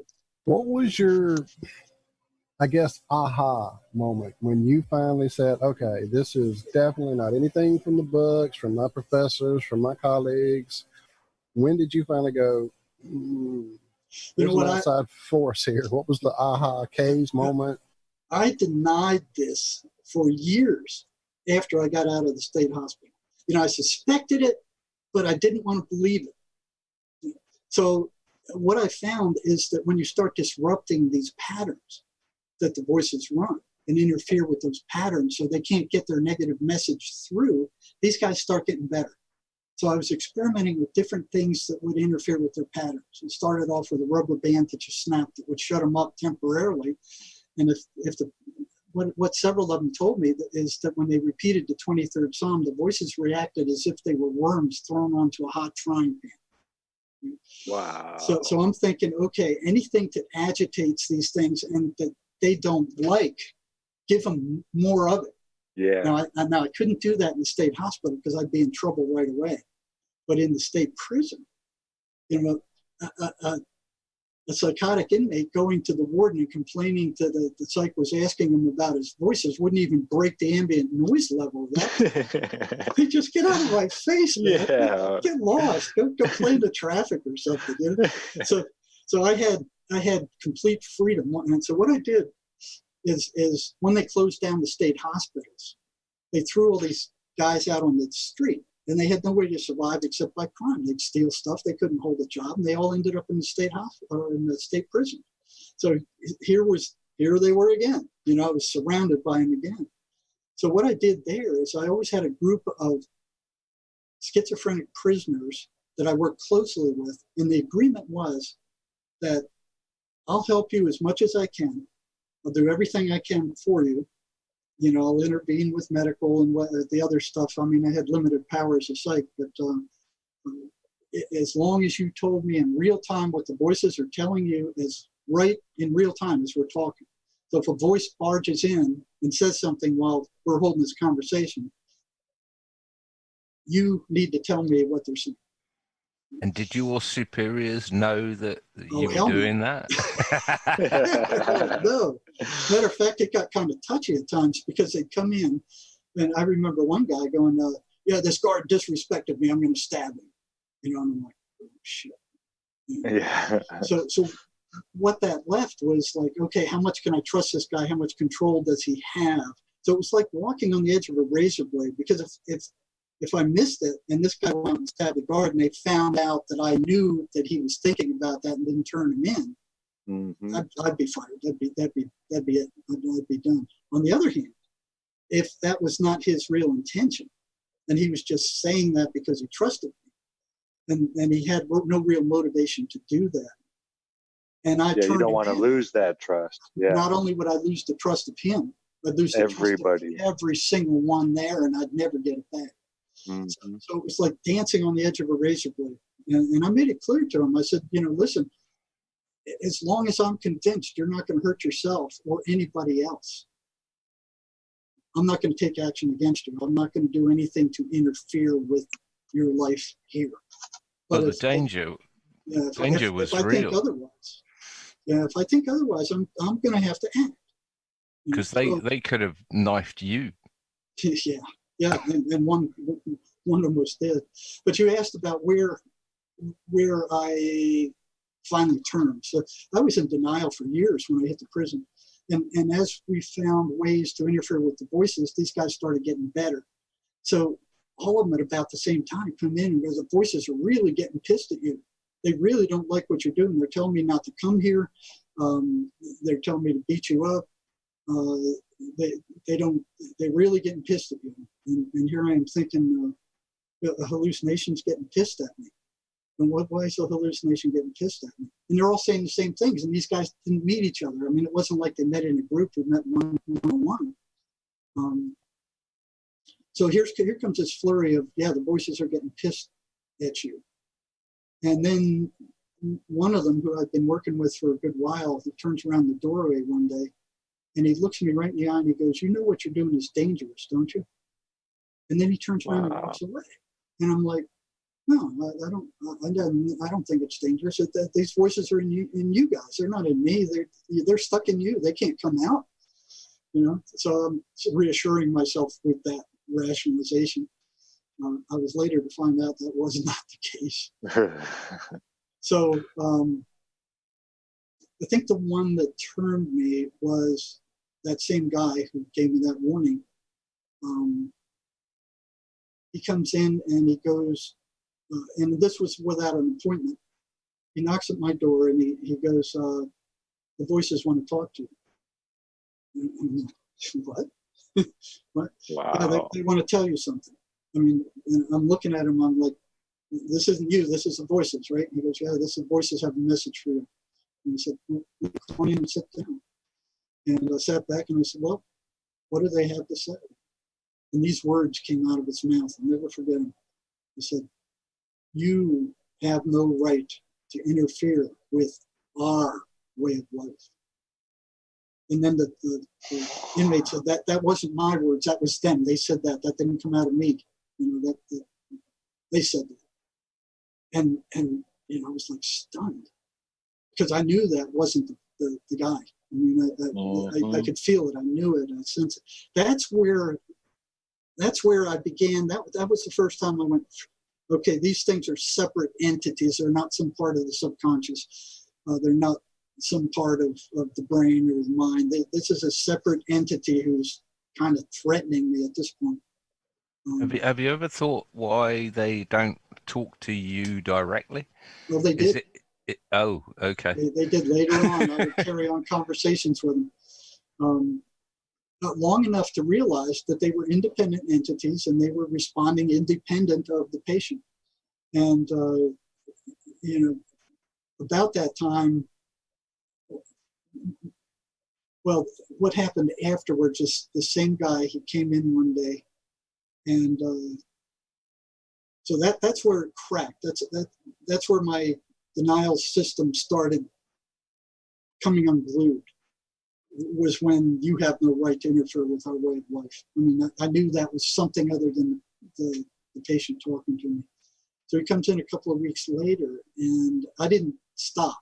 I didn't back off. I'm still thinking, well, they're stuck in them. They can't get me. They're stuck in the guy. So what I did is I ran into a book by Miguel Ruiz, who's a shaman, South American shaman. He was talking about entities that were perceived as voices and that they sucked the individual's energy. And that's a pattern I also noticed, is that after the prisoners were attacked by these voices, their energy levels dropped to zero, to nothing. They just couldn't even get out of bed after being attacked by these things. And I was thinking, well, that's due to the anxiety. I mean, they're always telling them horrible things, saying they're going to kill them, they're going to stab them, that somebody's going to come and get them. I mean, they're fostering paranoia constantly. So I was thinking, well, if you're under, if you're paranoid for that length of time, it's probably going to wear you out. And I felt that, I believed that for years, until one day I was put over the jail for the prison. So this is the place where the worst of the worst from the entire prison complex go. And I always seem to be assigned to the worst places, which for me, being an adrenaline junkie, I love that. But I ran into, here these guys are locked into a cell made for one person, but there's two people in there. And they're under maximum security. They only come out 1 hour a day, and they put them in a cage where they can get 1 hour of sunlight. So I go into my office one morning, and here's a inmate letter from one of the prisoners in the central detention unit, saying my roommate's psychotic, and he's staring at me at 3 a.m. in the dark, and he's standing there just looking over me, and he's hearing voices, and he's weirding me out, and come help me. So right after I read that, I got a call from the captain of that unit. He said, hey, we got a real psychotic patient who's not on meds in one of the units, and he's driving his roommate and his cellmate crazy. You need to come over and see what you can do about this. So I go over there, and they were both in the same cell. So it was a perfect experimental situation. I mean, they were eating the same food in the same environment with the same guards. And I mean, everything was equalized, except what was going on in their heads. I mean, same beds, the same, everything's equalized. So I call them out one at a time. And I call out the guy who, I look up his record, the guy who wasn't psychotic and was in the bottom bunk, and his crazy roommates staring down at him at night. And I look up his record, and what he'd done is snitched off a big drug deal for the Aryan Brotherhood and the Aryan Brotherhood. And they wanted him dead because they got the leaders, the ringleaders, and they shipped them to prisons all over the state. They broke up the entire gang. They confiscated all their drugs, and they were furious. They were set to kill. They wanted revenge, and they wanted this guy dead. They wanted him dead so badly that they got in trouble. A couple of them got in trouble just so they could be sent to the central detention unit to have a chance to kill this guy. Wow. And every time they walked by his cell, they would say, so you should come out of there. We got you, man. You're dead, man. And then they'd throw notes under his door saying, you're dead. You're a walking dead, man. You're done. And here's this guy trapped in this little tiny room, this little cell with this completely psychotic guy. And so not only are the gangsters trying to kill him, he's trapped in this room with this lunatic who's not on meds, hearing voices pacing at 3 a.m. and staring at him. You couldn't be under too much more stress other than in war or something like that. So I pulled him out and watched him as he came out of his cell, and he had plenty of energy. He just kind of bounded up the steps and walked briskly to the interview room. And he sat down, and I'm watching his affect, and he had plenty of energy. I mean, he was nervous, he was anxious, he was fearful, but he had plenty of energy. His volume was good, his voice tone was good, his speech rate was good. He was just like somebody who was very upset, but he had plenty of energy. So I got all the information there, told him I'd do what I could to help him out, sent him back to his cell, and then called out the psychotic guy. He could barely make it up the steps. And he grabbed the handrail, and he was just struggling to get up the steps. He shuffled over to the interview room. He sat down and he was limp, and he was just like, very slow speech, just, like he was struggling to answer questions, and he was hearing voices and no energy whatsoever. So after I was done those 2 interviews, I went, well, no, that's not it. It's not due to the anxiety. So what is it? What is causing this energy drain? It was consistent. Every time the voices would attack, these guys would be drained of energy. Some of them even said, hey, I could feel my energy leaving.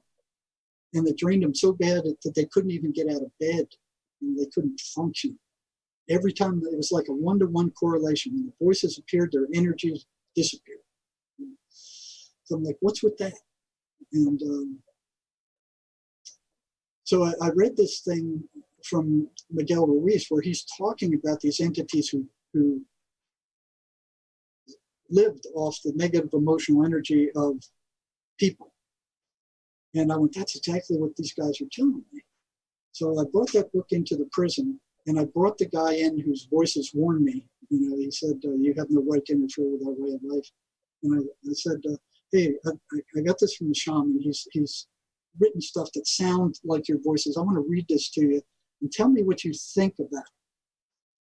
So I was reading away, and I got to the part where the shaman Miguel Ruiz started talking about these entities draining the energy of their victims.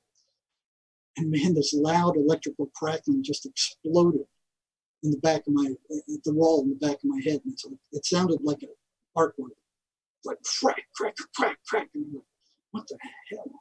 You know, I look around, there's nothing there. And the thing starts moving to the wall, office wall to the right, and it starts crackling up the wall. And I look at the inmate, and I said, you hear that? And he's just staring at me with this weird look, and just a weird gaze. It was like he was a zombie. He didn't say anything. He's just staring at me. And I'm like, he's going to attack. So I push my chair against the wall and get ready for him to come. If he comes on, I kick him, and then it's, you know, they always assign female guards to the medical unit, and they'd be worthless at anything like this. And by the time any male guard got there, it'd all be over one way or the other. You know, so I was gearing up to have to fight, and pushed my desk against the wall and got ready. And this crackling just kept going, crack, crack, crack, crack, all the way up the wall on a 45-degree angle up to the ceiling in the back. And then crack, crack, crack, all along. And I didn't want to take my eyes off the inmate because I thought he was going to attack, but I was trying to see what this was, and I could see nothing. I could smell nothing.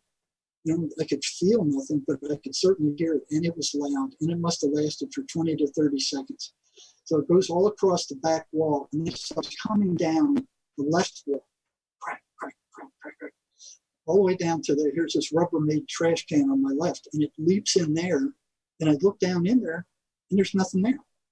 It's completely empty. The inmate porter cleaned it the night before. There's nothing in there, and it's crackling. I look at him, and the crackling stops. It just went dead. And I'm like, what the hell just happened? And he slowly gets up and he goes, oh, God of me. He shuffles over to the door, and I'm like, get the hell out of here. Go. Go. And I was absolutely stunned. You know, just, I searched the wall, so there was no burns. There was nothing I could see. It never came back. I went out into the hall, and I checked all the office doors for all the doctors down the hall. There was nobody there. They were all locked. It was first thing in the morning. Nobody was there except the guard out front and me.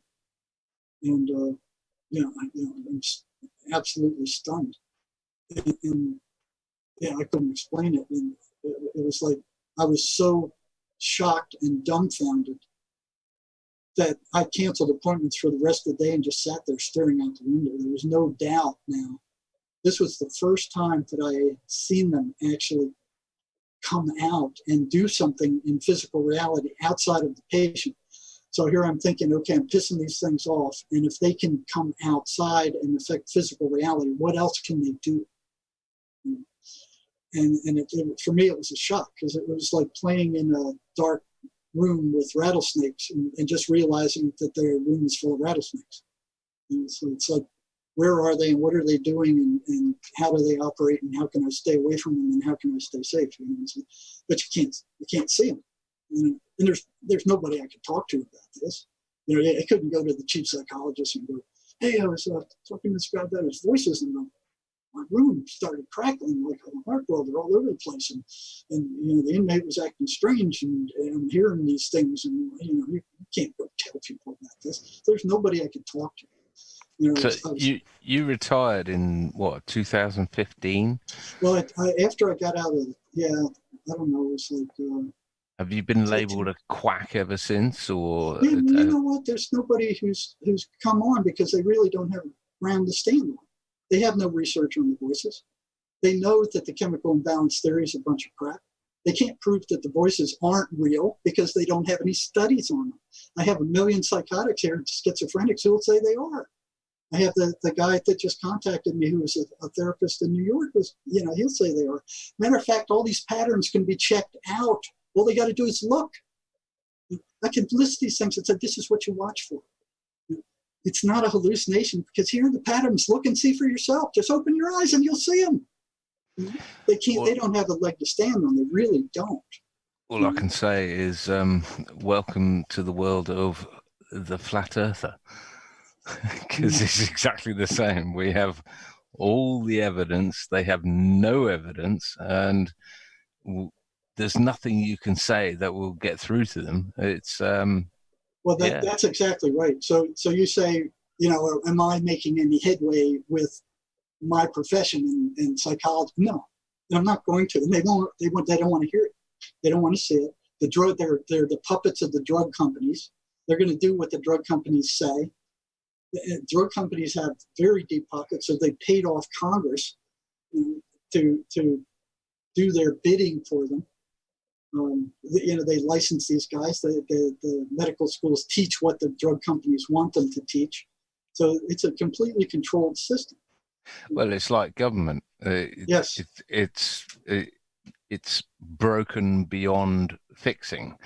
And it's not a case of trying to adapt yourself to persuade these people that are closed-minded and just cannot see what you're talking about and been brainwashed, quite literally. It's about recreating a new reality in which they don't exist anymore because they're irrelevant. Well, it's not so much a new reality, because these things hit us all. Like I was saying, you get these thoughts from time to time. Matter of fact, every negative thought you get about yourself or somebody else is coming from them. It's not your thought. One of the things we're taught from the time we're kids is that all your thoughts are yours. Who else could they be? If they're not yours, where else do they belong? And they're not. Emanuel Swedenborg says just none like of your thoughts are yours. Kids are taught those dark things in the room aren't real. That's just dreams, and that's just your imagination. I mean, Right. We show up here seeing it. We show up here experiencing it. We know they're there, just like the animals, our pets know they're there. But the conclusion to this crackling story, when we finish that off, is I didn't have the guts to call this guy in for probably 2 to 3 months. I didn't want to see him. Finally, I don't blame you. My curiosity got the best of me, and I called. I had the guards bring him in, and I was expecting him to be in real bad shape. So if they can do that, and they're after him, and they don't want him seeing me, I was expecting him to be just beat to hell, but he wasn't. He was in good shape, and that puzzled me. And I'm like, I thought you'd be toast by now. And he goes, no, I did what you're telling me, and I'm able to keep them at bay to some degree. But he didn't push it hard enough to get rid of them, just to kind of keep them under control. He didn't push to get totally rid of them. And we did some small talk, and then I said, "Do you remember the crackling the last time you were in my office?" He goes, "Yeah." And I said, "Did you hear that?" He goes, "Yeah, I heard it."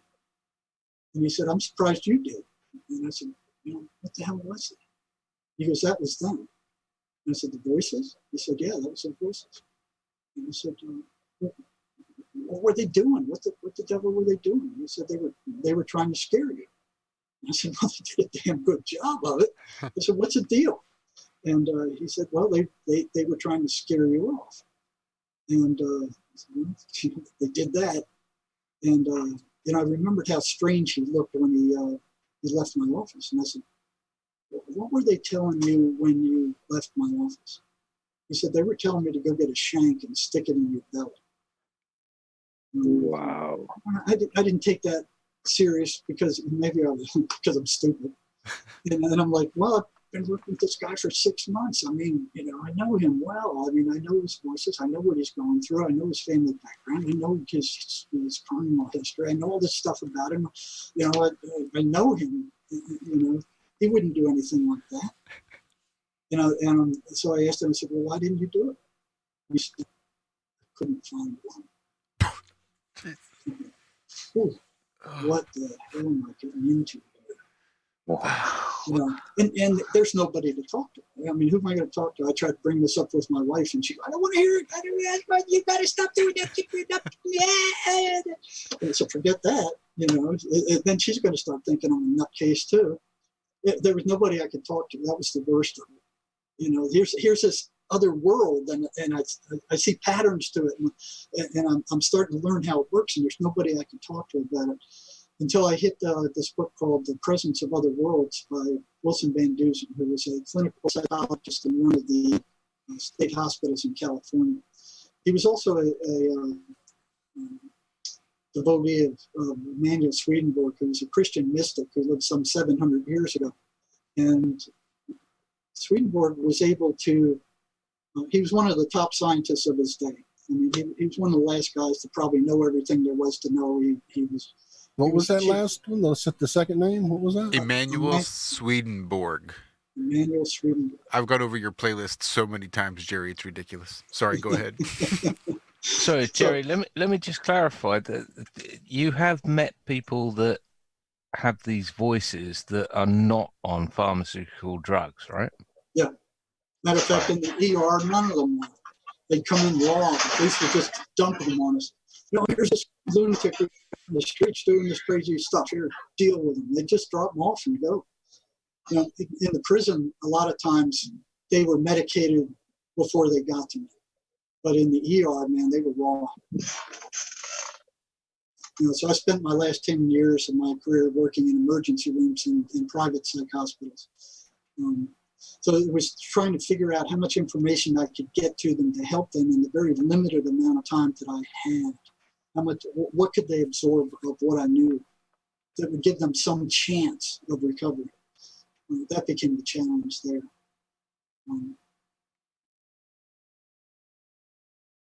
But there was nobody I could talk to about this. So there was a Swedenborgian church here in Tucson. And I went there and I got Swedenborg's book, Heaven and Hell, and I read it. And Swedenborg was talking, the evil spirits he was talking about mimicked exactly what these voices were doing and saying to these patients. And then I found out about Van Dusen, who wrote The Presence of Other Worlds. And he was carrying on conversations with these voices. So he had one chapter, I think it was chapter 7, where he had all these transcripts of where he was carrying on conversations with these voices. Not only the negative ones, but positive ones that his patients were hearing. And the positive ones were talking at a level far beyond what the patient himself understood of the conversations that they were having. But he also saw that the negative ones were consistently negative. And I started carrying on conversations with him for a while also. And they didn't like that. But it was strange because, you know, they were telling me stuff like, if we get caught talking to you, or if we get caught and the patient realizes that we're not their own thoughts, we get punished. So there's apparently a hierarchy of them.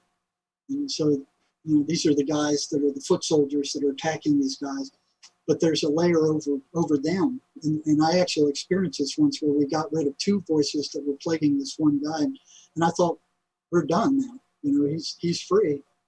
And I'm thinking, okay, you know, have a good life.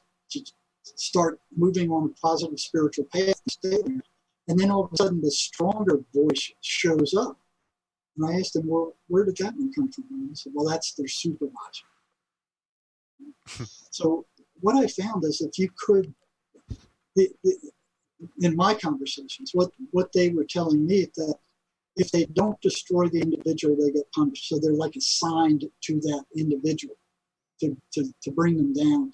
And I've even heard one case where the voice wasn't mean enough, so their supervisor came and took them away and put in a meaner one.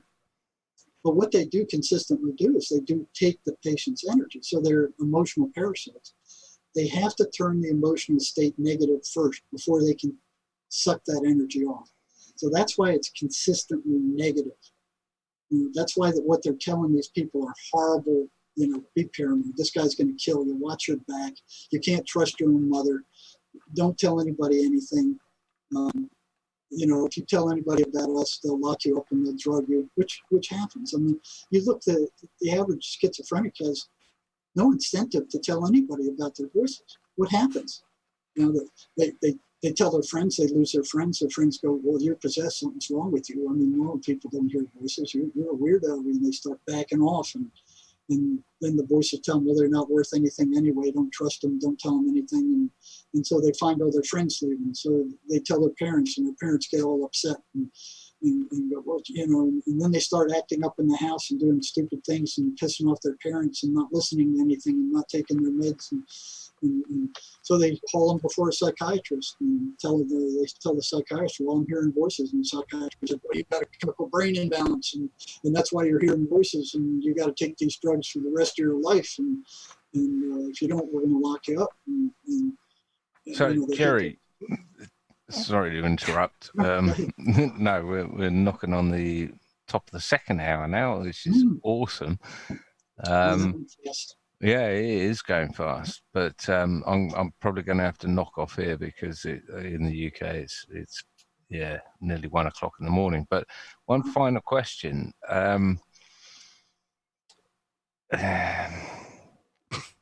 it's gone. You knew it, Josh. Yeah, it lost me. It'll come back. It'll come back just as you come back, John. So, but yeah, Jerry, we're not going anywhere. John's just in a different. There you go. It's come back. Don't worry. So, for anyone out there that wasn't by is hearing accident. voices, how were you disrupting these voices? How were you stopping them or quelling them in some way?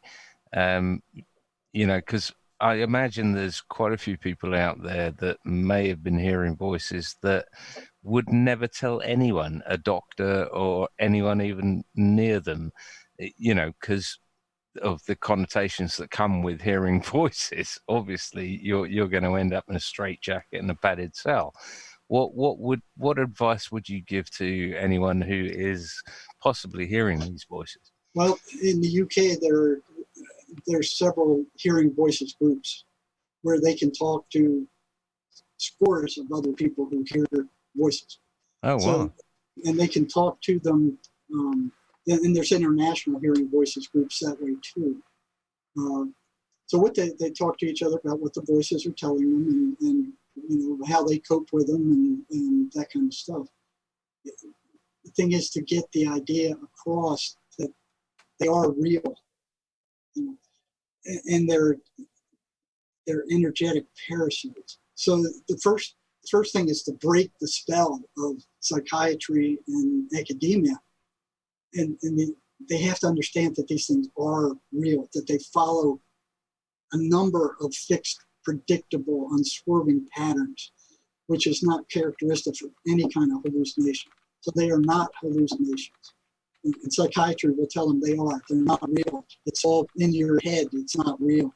And that makes them even more upset because they're kind of going, once you attribute the cause to something you can't do anything about, and you have to take their meds, these expensive toxic meds. Now, I'm not saying that meds are useless. I mean, they're very useful in bringing down the volume of the voices so you can reach the patient with the kind of information we're talking about here.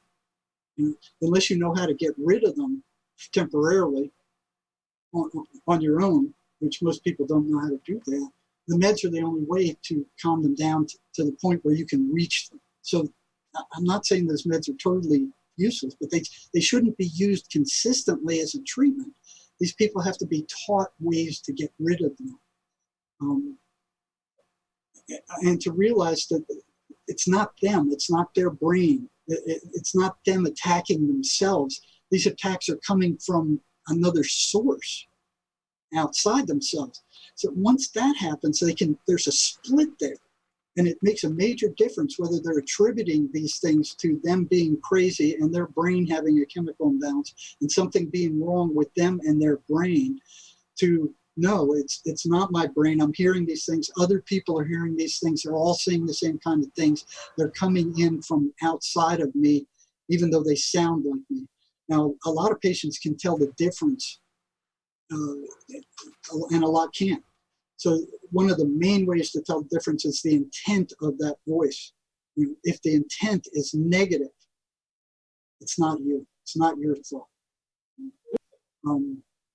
Other people can tell by they sound slightly different, and they're male and female ones. And some of the female ones are more vicious than the male ones. Some people experience being touched and sexually molested by these things. When they really get control and they're no longer afraid of being interfered with, they will move outside of the patient's head and speak to them like from 2-3 feet outside their head.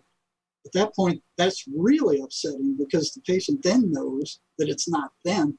And here's something talking to them that they've been talking to for a long time, now outside their head speaking to them. And they will tell them stuff that there's no way they could know. I had prisoners tell me that when they ran out of meth, and meth is very dangerous. I see more psychotics go psychotic on meth than any other drug. They don't like marijuana because it calms the patient down. They don't want them calmed down. They want them all whipped up. They want them negative and interfering.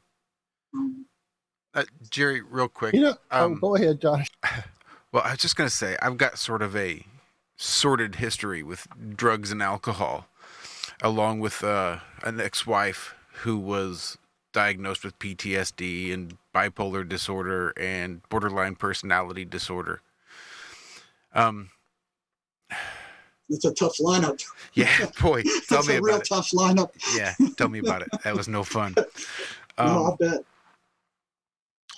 Are there paranoid schizophrenics that have actually completed a 12-step program, that have maybe worked through all 12 steps? None that I know. The 12-step program it's a very spiritual program, and that's why it works. These voices don't want these guys going near anything positive spiritual. They don't like people. They don't like the victim being happy. They don't like them having friends. They don't want them reading any positive spiritual anything. They don't want them going to church. They don't want them going to 12-step meetings or anything else. Yeah. They want them isolated unto themselves where they can attack and generate this negative emotional energy without interference. Yeah, I remember having worked at least the first few easy ones. And just the raw vulnerability of writing out every horrible thing you've ever done to anybody that you could possibly remember, and just having it laid bare right there for you to see, however thick that book is. And how empowering it is to be able to just cough all that up and just be like, oh, Jesus, that's gross. Now, do I swallow it or spit it out? And well, that's very interesting, because that's what these things go after. Mm-hmm. That garbage that's stuffed in there. And that's where they're useful. But a lot of schizophrenics don't know how to use that. What they do is they'll attack that kind of stuff that's buried in there, all those horrible things you've done. And they have complete access to your memory. So they'll pull up stuff that you forgot from 20 years ago. And all of a sudden you'd be walking down the street and go, oh yeah, you remember that horrible thing you did to this person? Oh, you're such an asshole. Look, you remember that? And you go, where'd that come? I forgot that 20 years ago. Mm-hmm. And they'll rub that in your face forever. But what they're doing is showing you that this is stuff that needs to be brought up, digested, worked out, and forgiven.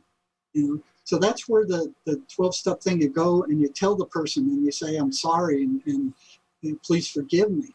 And then forgive yourself. And then that's no longer food for them. They can no longer go and poke that and bring up negative emotional energy. Because when you got a stash that big, they can jump in there and they know all that stuff. Because they, like Carlos Castaneda said, they give us their minds. So not all your thoughts are your thoughts. Those ones that go down in there and they dredge up all this horrible crap that you did in the past, and they start rubbing it in your face, they generate that negative emotional energy with that, and they could care less about you. But if you know how to turn that around and go, okay, they found something I forgot about that I need to deal with, and I need to work through this, digest it, go apologize, and forgive myself and forgive the other person and move on with my life. So that's where they're useful. But you have to know how to use And most schizophrenics have no idea. There's this, what they call it, a spiritual gravity, to where once they sink below a certain point, they can no longer see anything like that. They're just enveloped in darkness, and they keep sinking, and these things keep taking more and more control until, I've seen some patients that were totally controlled, totally. Everything they did, they were now the voices. They were now somebody else, and they would tell their parents, like, I'm not your son anymore. I'm Joe Hicks. You're not my parents, and this is my house, and you get out, or I'm going to kill you. It's completely taken over. So they strive for more and more and more control. They want nothing to do with God. They want nothing to do with Jesus or the Quran. And they call them the jinn over there at the Asiatics. So it's the same thing. They're dealing with the same thing. They have prayers that get rid of them. They hate the 23rd Psalm. They can't stand it. But so one of the things I tell them to start with is put a rubber band around their wrist. They have to fight back. They can't just sit there and let these things kick them. So I started off, when I first realized, is give the guy a rubber band, let him, when the voices come, so they're very slippery. So, they kind of slither in there and take over your mental state and your thinking. And if they have, once they have to hit a certain intensity before they even come to the person's attention. When they do, they can snap that rubber band on their wrist, and it stings them. It was back in the 1920s, a psychiatrist wrote a book, 30 Years Among the Dead. And what he would use would be static electric shocks. And he would shock the patient, and, it wasn't like it was like a rug in the winter, you get, static shock. It doesn't really hurt that bad, but you can feel it. To them. Oh yeah, I have a Van der Graaf generator, and I've been shocked plenty. It doesn't hurt, but it wakes you up. Yeah, it gives you a sensation. They don't like that. To them, that's like a violent thunderstorm, and they would actually leave the patient. Now, this psychiatrist's wife was a psychic, and she would take the voices and she would walk them into the light and ask for relatives to come and take them away. And once that happened, that voice was gone. And I experimented with that with some of the prisoners, and it did work if they were willing to walk into the light. Not all of them were willing to do that. And once that happened, they were gone. But the patient still needs to work on that garbage that they have built up in there. Well, yeah, there'll be a new one to come. A new one coming right behind it. Yeah. Right. So if you're only using meds, or you only use an exorcist that drives out the ones that are there, and you don't clean out that garbage that's attracting all the flies and the roaches, they're going to come back, and they're coming back with more. Just like the Bible said, they'll come back in force, and it'll be even harder. And I've seen that and experienced that also. But they are very real. There are ways to get rid of them without medications. But the medications are useful in lowering their intensity, so you can reach the person with the methods that we've written about in our book and on our website. So what's the youngest? In the description of the show there, Jerry, your site, the books, so they're all there in the description. Everybody, definitely go check it out. There's lots of information on Jerry's website. Me and Josh have been over there pretty much all week. So and that's jerrymarzinsky.com. Sorry, I didn't say it, but yeah, it is linked for sure. You said earlier about how they do not like people using cannabis, and that's interesting because a lot of folks who have kind of broken out of some of the mind control programs, MK Ultra programs, things like that, that's what they were repeatedly told, that use any drug you want, encourage meth, encourage amphetamines, but stay away from marijuana because it messes with the mind control. So apparently it works on the demons as well. Yeah, and that's what the voices would say too. You don't want to be taking these psych meds with all these nasty side effects. You may well take a drug that feels good. Go drink alcohol or use meth. And the other thing that I want to warn people about is I've gotten a number of people now that are writing in saying these spirit boxes that they're using to talk to ghosts and spirits. Those spirits are now infesting them, and they can't get rid of them. So now they're hearing voices. So those spirit boxes are not harmless toys. Yeah, there's a big thing. I saw a bunch of videos back. I dug way deep into this a few years ago, and I saw these Dybbuk boxes that people will order, and just open as a video, just as a joke, as a laugh. It's got a demon in it. Let's open it and play around. Like, yeah, enjoy what comes later. I'm convinced. Ouija boards are another one. I'm gonna say I'm Ouija- convinced I picked one up on a Ouija board. Yeah, they're very dangerous. I've talked My to a number of people. sister-in-law has one that's been following her whole life since the Ouija board at a young teenage age. And you were asking what's the youngest I've heard. Well, when I went to the ER and I was in charge of the children's unit in the regular hospital, it was amazing how young they were when they were hearing voices. And some of them were like, and I didn't even think that was possible. I thought you had to be, at least a teenager to hear them. No. Some of these guys were hearing them at like 7, 8. They were hearing these things. And, Gosh, that would be terrifying. So, Yeah. Jerry, have you actually heard recently that cannabis is supposed to induce schizophrenia in some people? That this is one of now the dangers of you using and taking? Yeah, that's the friggin' drug establishment saying, use our tranquilizers, don't use this stuff. Yeah, this stuff's dangerous. But you look at the side effects on their meds. My God, liver cancer and insanity, and it could poison you. And you look at this list of side effects. I mean, it's like a horror show. You go, why would anybody take all this stuff? They don't want you using that because they want you using their tranquilizers. Now, I have seen patients who were on the edge. Okay, so they're very unstable. They're real paranoid. And using some marijuana, especially if it's strong, will push them over. Okay, they get more paranoid, but it's the exception rather than the rule. If somebody doesn't smoke pot often and they smoke pot, it's like you get paranoid. But for people who smoke it regularly, those are the people that would be, it wouldn't kick them over the edge. No. Yeah. And the fact that the voices themselves are telling these patients to use anything except marijuana is telling in and of itself. They don't want them using marijuana. They don't want them. First thing I would go do then, Yeah, exactly. And that's what I did. If it's something they don't like, give them a double dose of it. And like I said, that the only place I could get away with that, I couldn't do that in the ER. I couldn't do that in the state hospital. I couldn't do it in prison. We could give them doses of all kinds of stuff they didn't like. And these guys, they get, I never had one attack me in the prison. I guess the closest I came was that guy who the voices were telling me to go get a shank and stab me. But, they tell me straight up, the voices are telling me to beat you up or to leave the office. And they'd say, well, I'm not going to do that. I won't do that. But that's what they're saying. And that was common. That was like almost every day. So I did hear a story once, sorry, Zach, real quick, about a girl. This is just a story that I overheard her telling a group of people, not a big deal.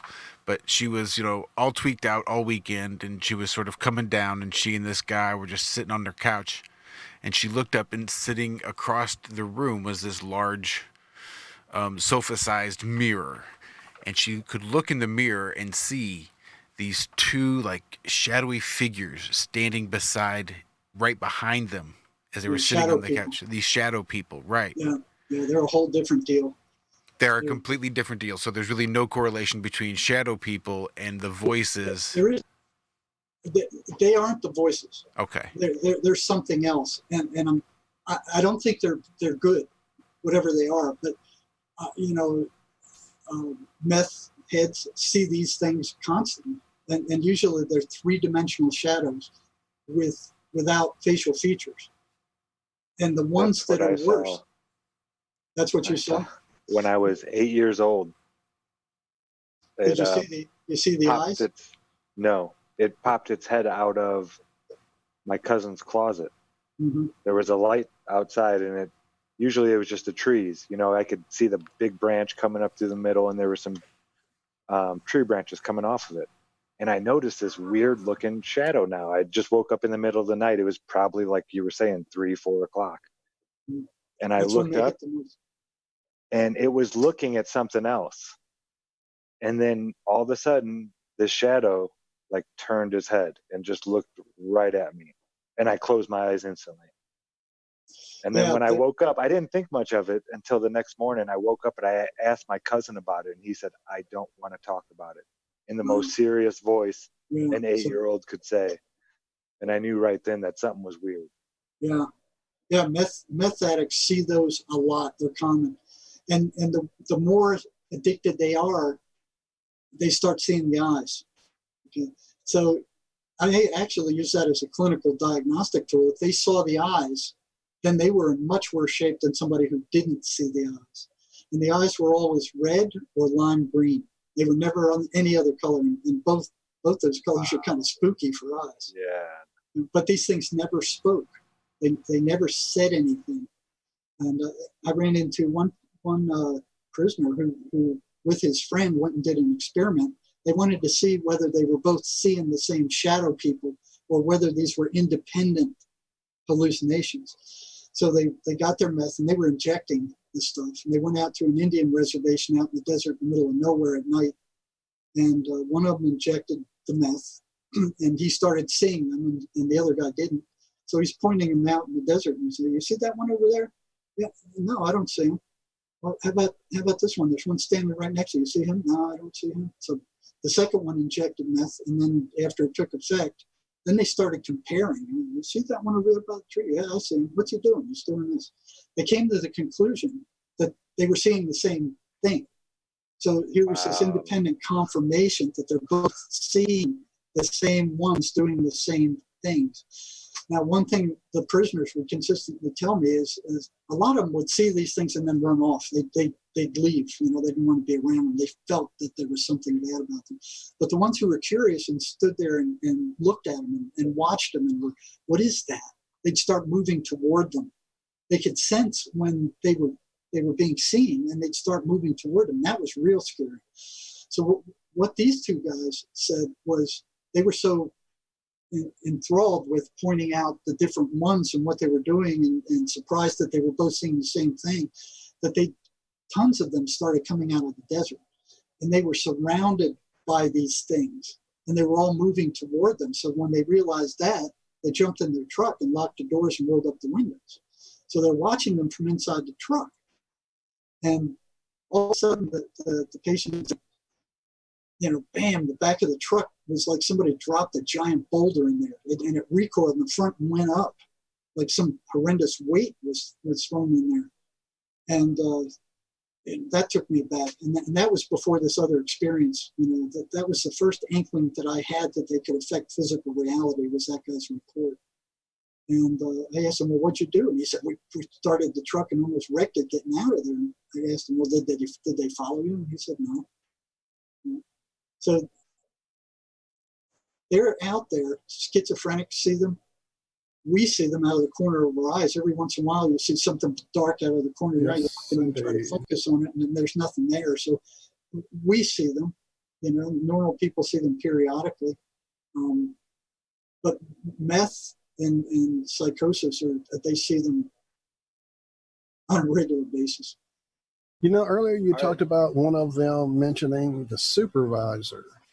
So that kind of speaks towards some type of hierarchy to these beings. And with the voices there are. With the shadow people, I don't know. I've only spoken to one once, and it almost scared the bejesus out of me. I was trying to get information. I can tell you that story. It was a Christmas Eve, and I was in the ER. I was assigned. I didn't want to be there. There wasn't much happening. And in comes this meth addict who'd been shooting for 10 years. And the whole time he was in the ER before he got to the psychiatrics where I was, he was shaking like a leaf. Just couldn't stop shaking, uncontrollable shaking. When he got back to the psychiatrics, he was still shaking.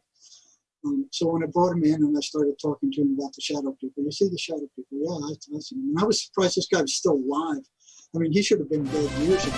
You don't know of any who've been injecting meth for that period of time and they're still alive. Wow, this is interesting. This guy's still alive. And he comes in my office shaking like a leaf still.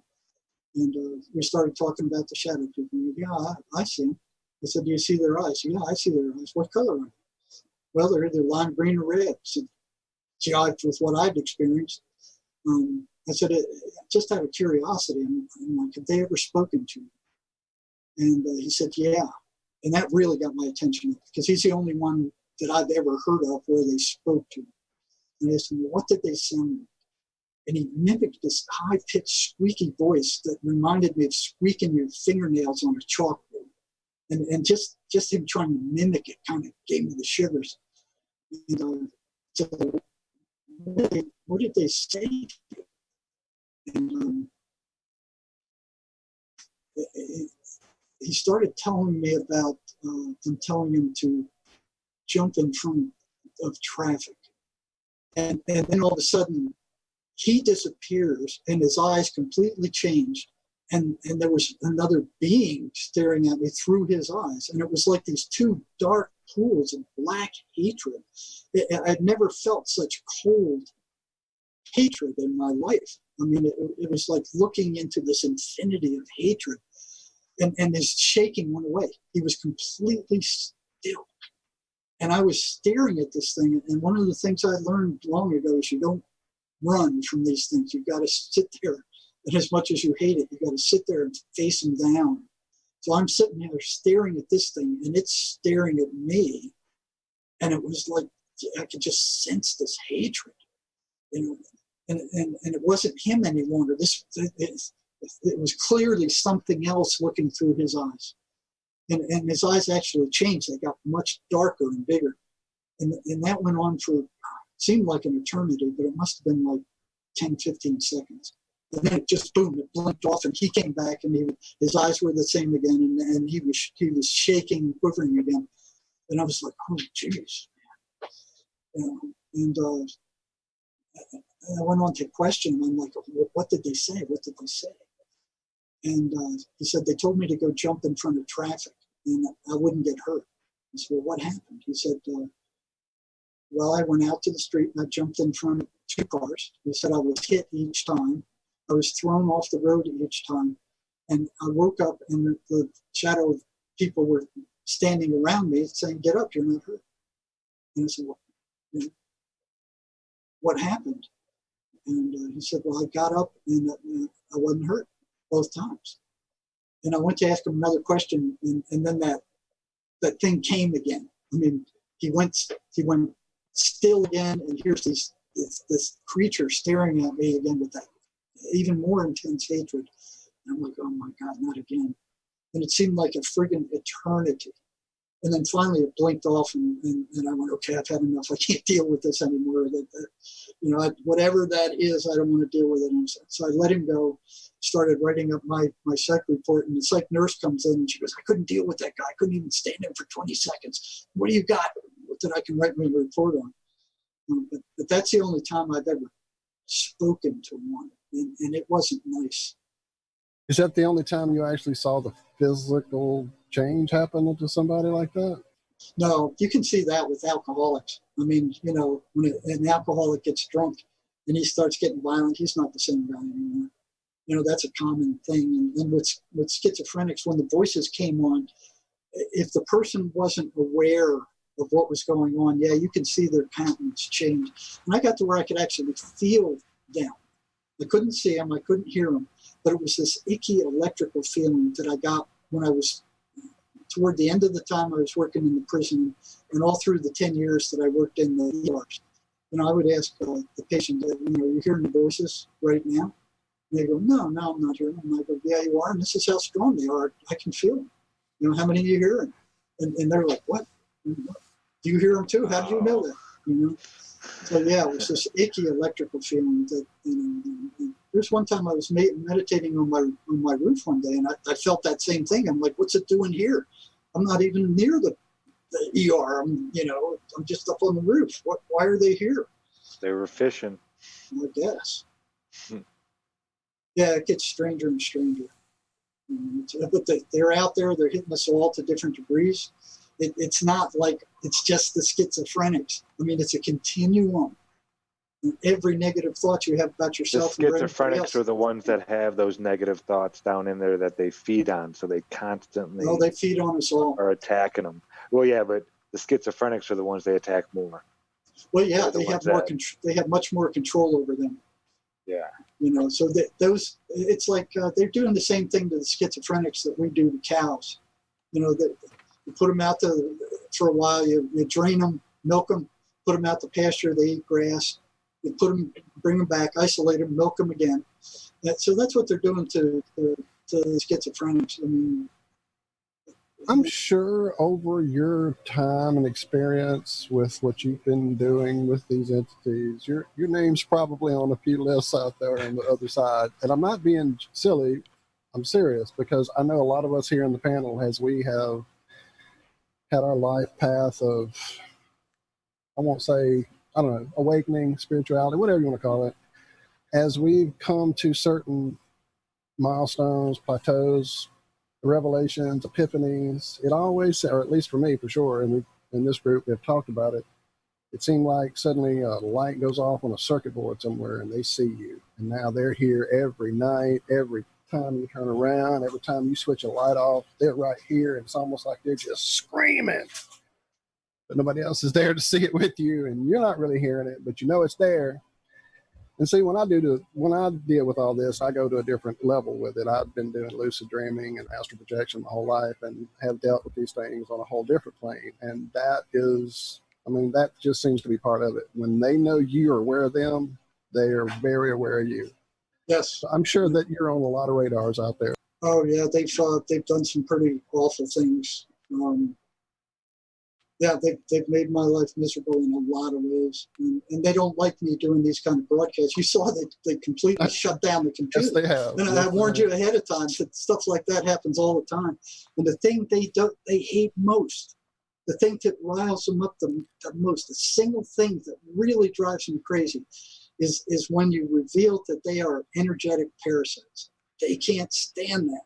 Anytime you want to set them off, man, all you got to do is bring that up and they go nuts. In the ER, bam, that would set them off right away. Matter of fact, I'd tell the patients that when I found one that I thought could handle this information, you know, I'd ask them, you're hearing the voices right now, and they'd say no. And I said, well, you will be in about 3 minutes. And this is what they're going to tell you. They're going to tell you, I'm stupid, I'm crazy, don't listen to anything I say, get out of the office, get away from me, get out of the ER, escape.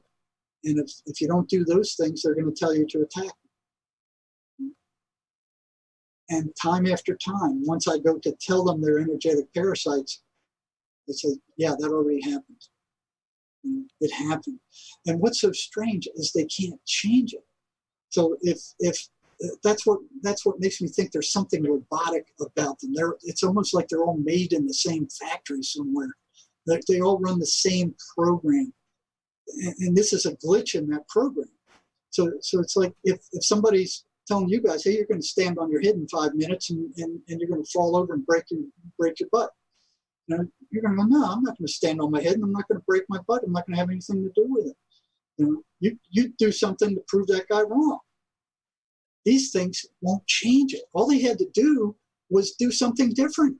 You know, just say something different. But they couldn't change that program. They would say the same thing. Oh, I would predict it, and they would follow through instead of proving me wrong. And then what you're saying right now has been on my mind a lot here of late. I really know, you know, there's bad energy, there's bad dark energy coming from these things, without a doubt. But I do believe, especially after you talked about the hierarchy, the superintendent, if you will,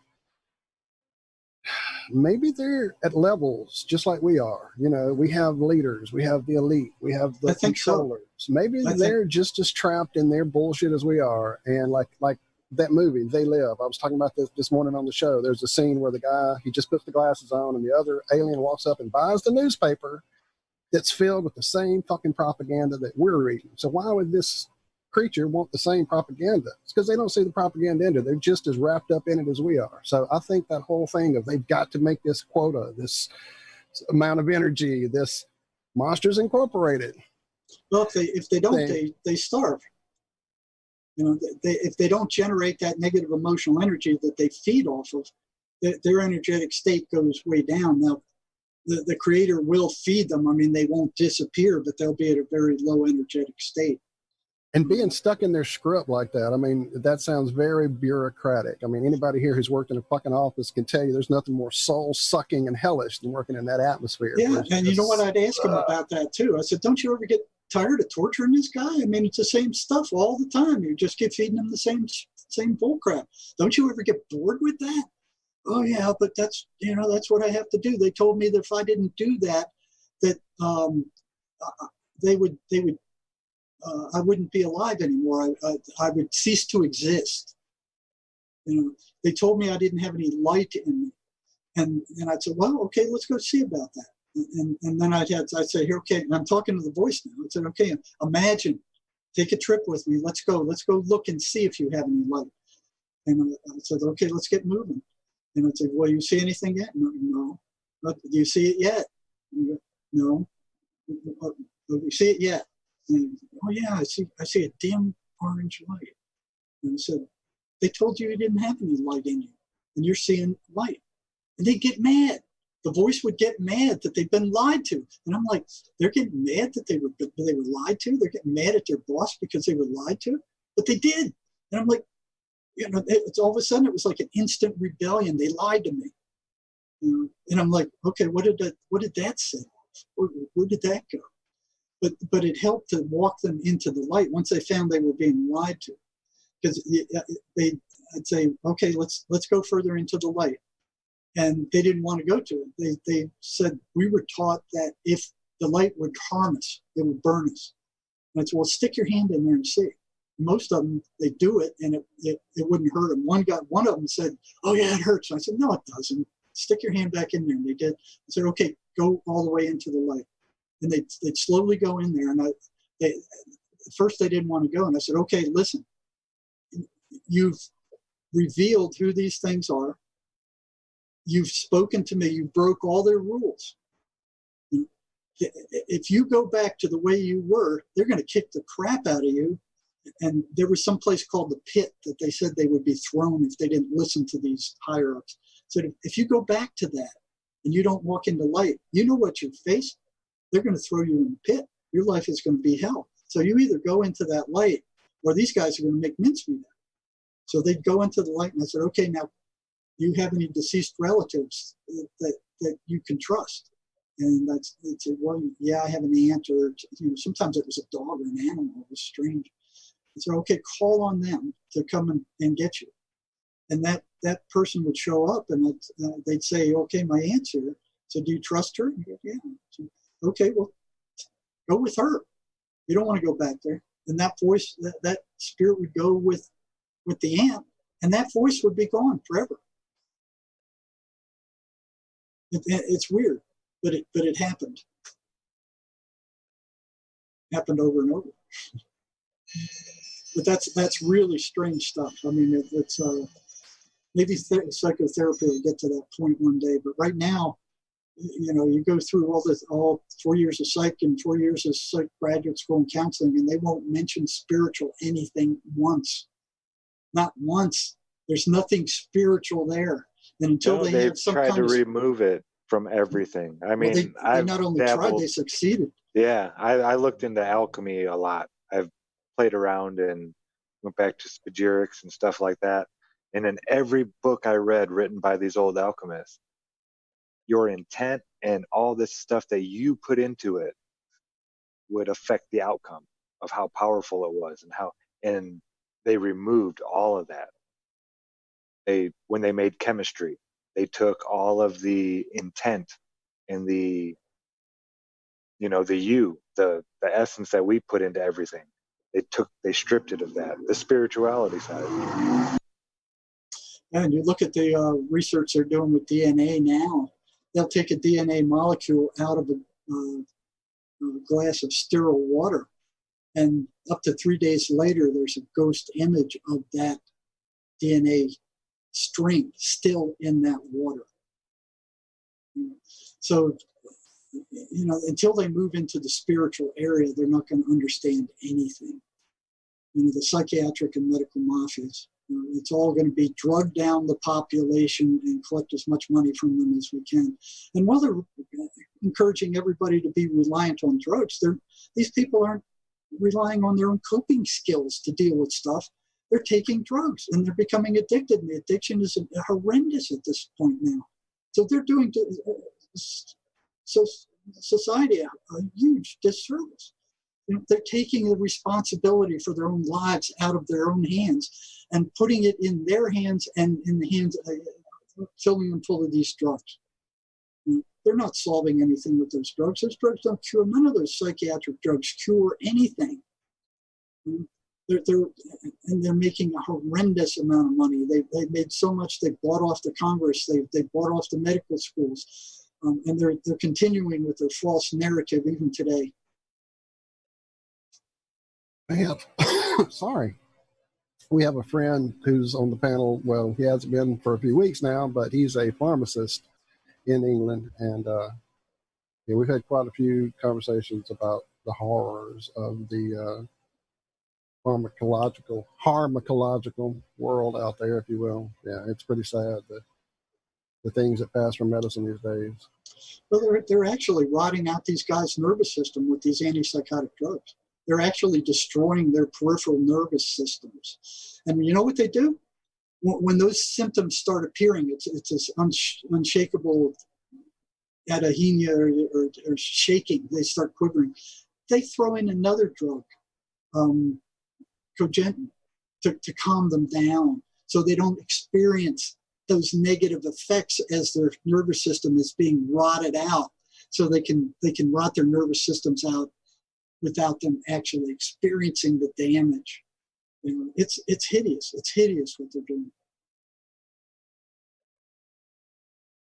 I mean, it's a shotgun approach. There is no science to it. The guy comes in, you're hearing voices. Okay, we'll start you on this drug. It's like a shotgun approach. If that one doesn't work, they try another one. That one doesn't work, they try another one until they get to one that appears to work the best. But they're still, they numb your mind and your spirit. I mean, nobody likes to feel like that. And they're saying that's the only treatment there is. And anything else, like when Dr. Ermach said, hey, at least look at what this medicine man is doing. He's actually curing these people. It's working. And they attack him to the max. Just slander him, call him, a traitor, and dragging the practice into the Stone Age again. And how could he actually be such a traitor to the academic cause? I mean, it's like, it's just sickening what they're doing. Academic hubris.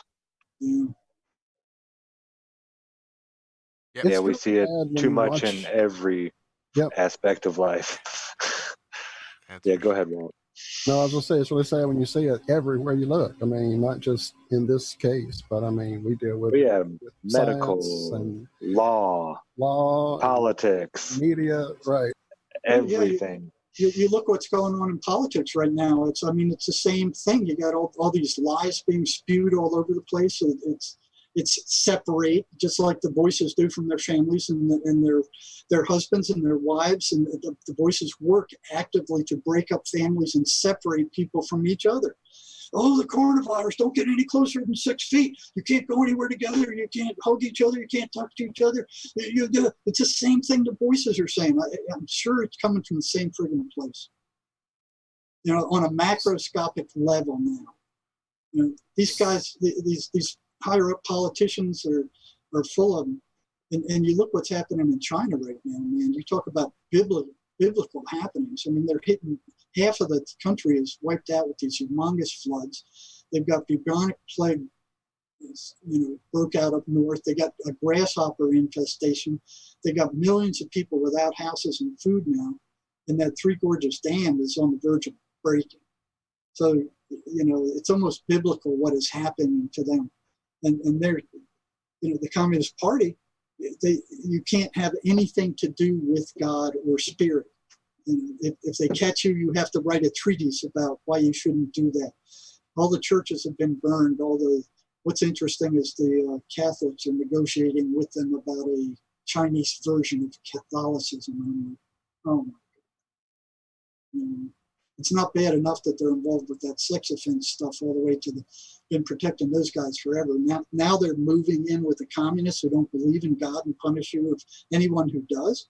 I mean, where's this all going? It's insane. It's just nuts.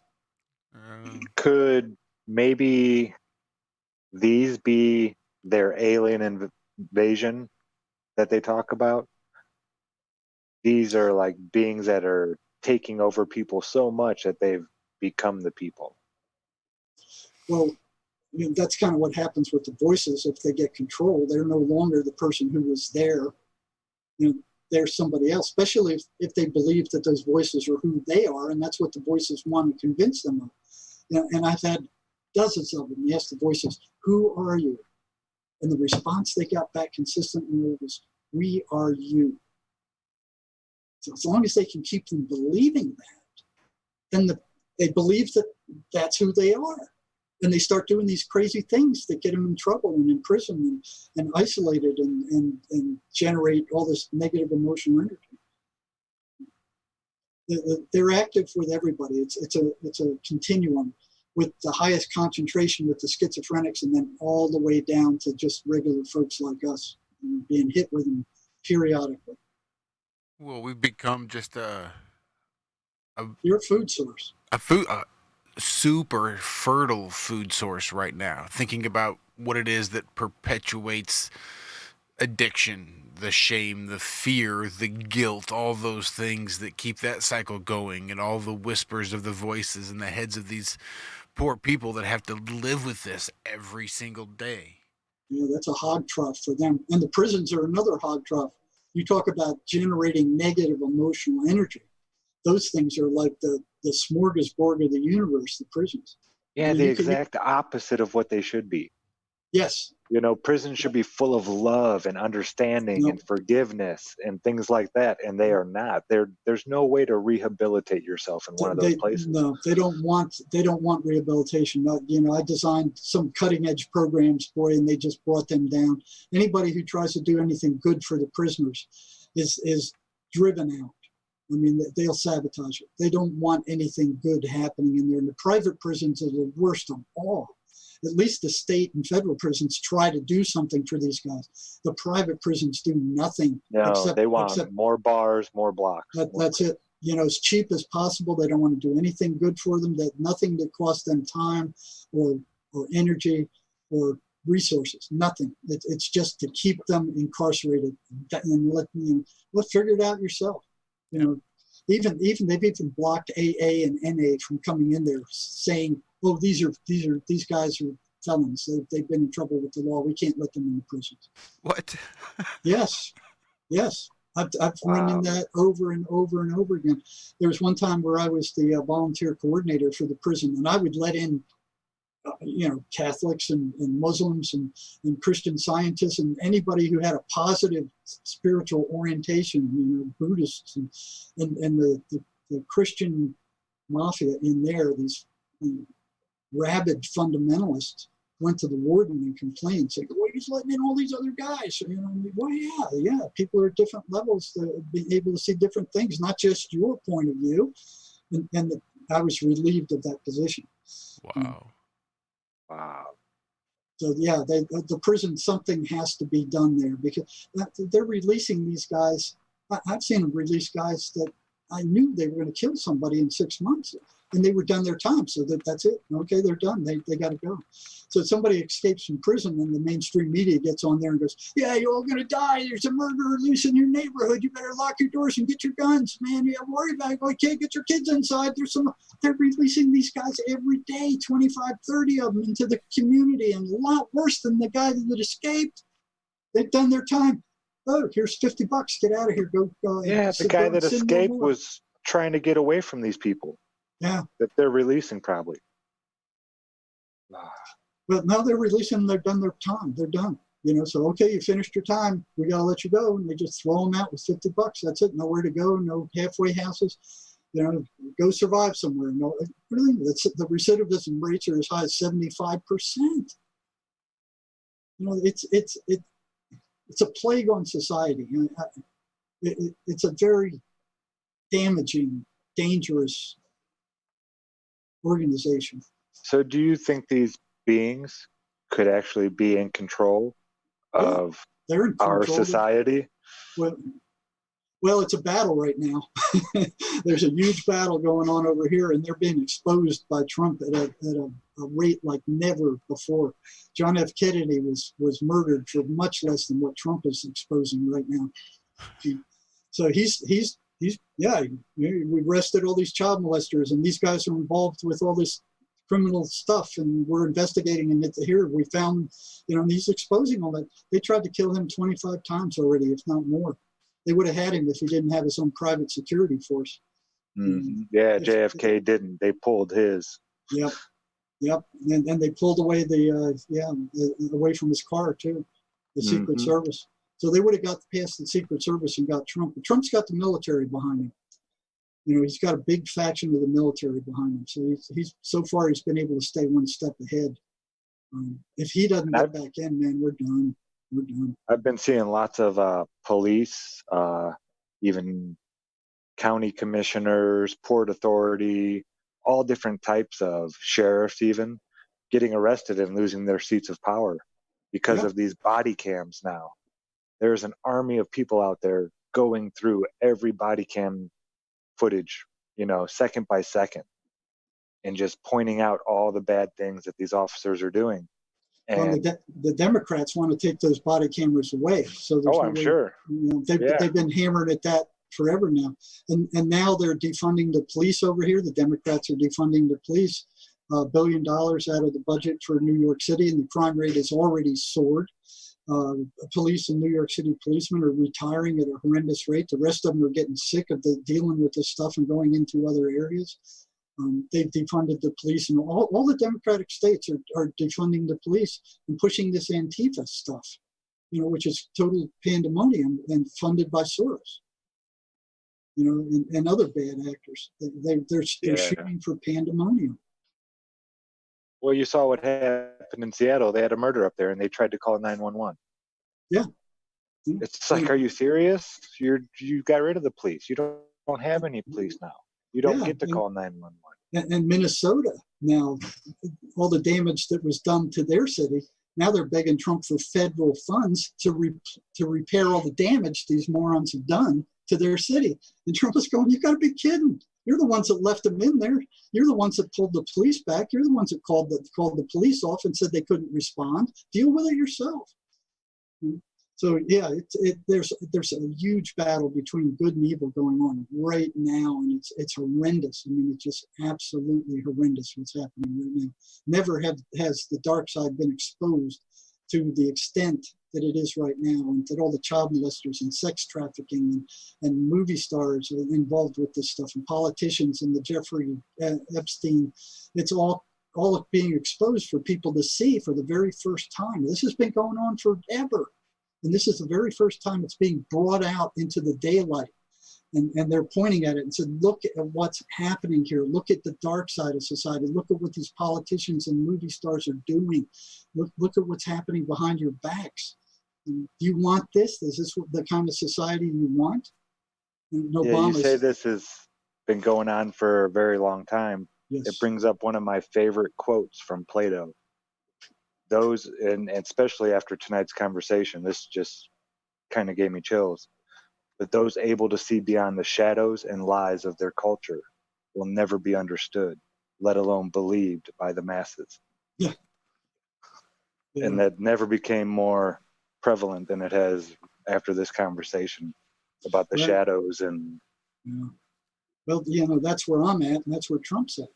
It's both of us trying to bring out what is actually happening for people to wake up. And people are waking up. They're waking up at a horrendous rate. For the first time, they're seeing all this stuff. Now that it's coming to light, but the mainstream media controls all the media over here except for Fox News. And they're encroaching on that. But the mainstream media is completely controlled by the deep state over here. I mean, they're just constant lies, time after time after time. And Trump will point them out. They're lying about this. Here's the truth. It doesn't matter. They come up with another lie the next day and just put it out there. And we must have got that wrong. And it's one after another. But people are starting to wake up to that. That television is a great weapon, isn't it? Oh, geez. they can say anything and people will believe it because it comes off that little rectangle. Yeah. Yeah. And you know, a lot of people, that what they do is keep people in poverty, busy. The average guy comes home tired from work all day. He's got a family, a house. He's got stuff he's got to do. Then he eats. He turns on the television, looks at the mainstream media news, gets his dose of propaganda, and he goes, "Oh yeah, man, look what Trump's doing. He's horrible." And then goes to sleep believing that Trump's a complete, you know, and doesn't look past. He can't look past because that the mainstream media, unless he goes to YouTube or something like the X-22 report. Yeah, he doesn't have time for that though. Doesn't have time to do the research himself, and the deep state are keeping people in that state where they don't have time to do their own research, that they're just trusting what the mainstream media is saying. And they've brainwashed virtually all country after country after country. I've been trying to find it for the last week. It was a director of the CIA, I believe it was from the 50s. It was in black and white.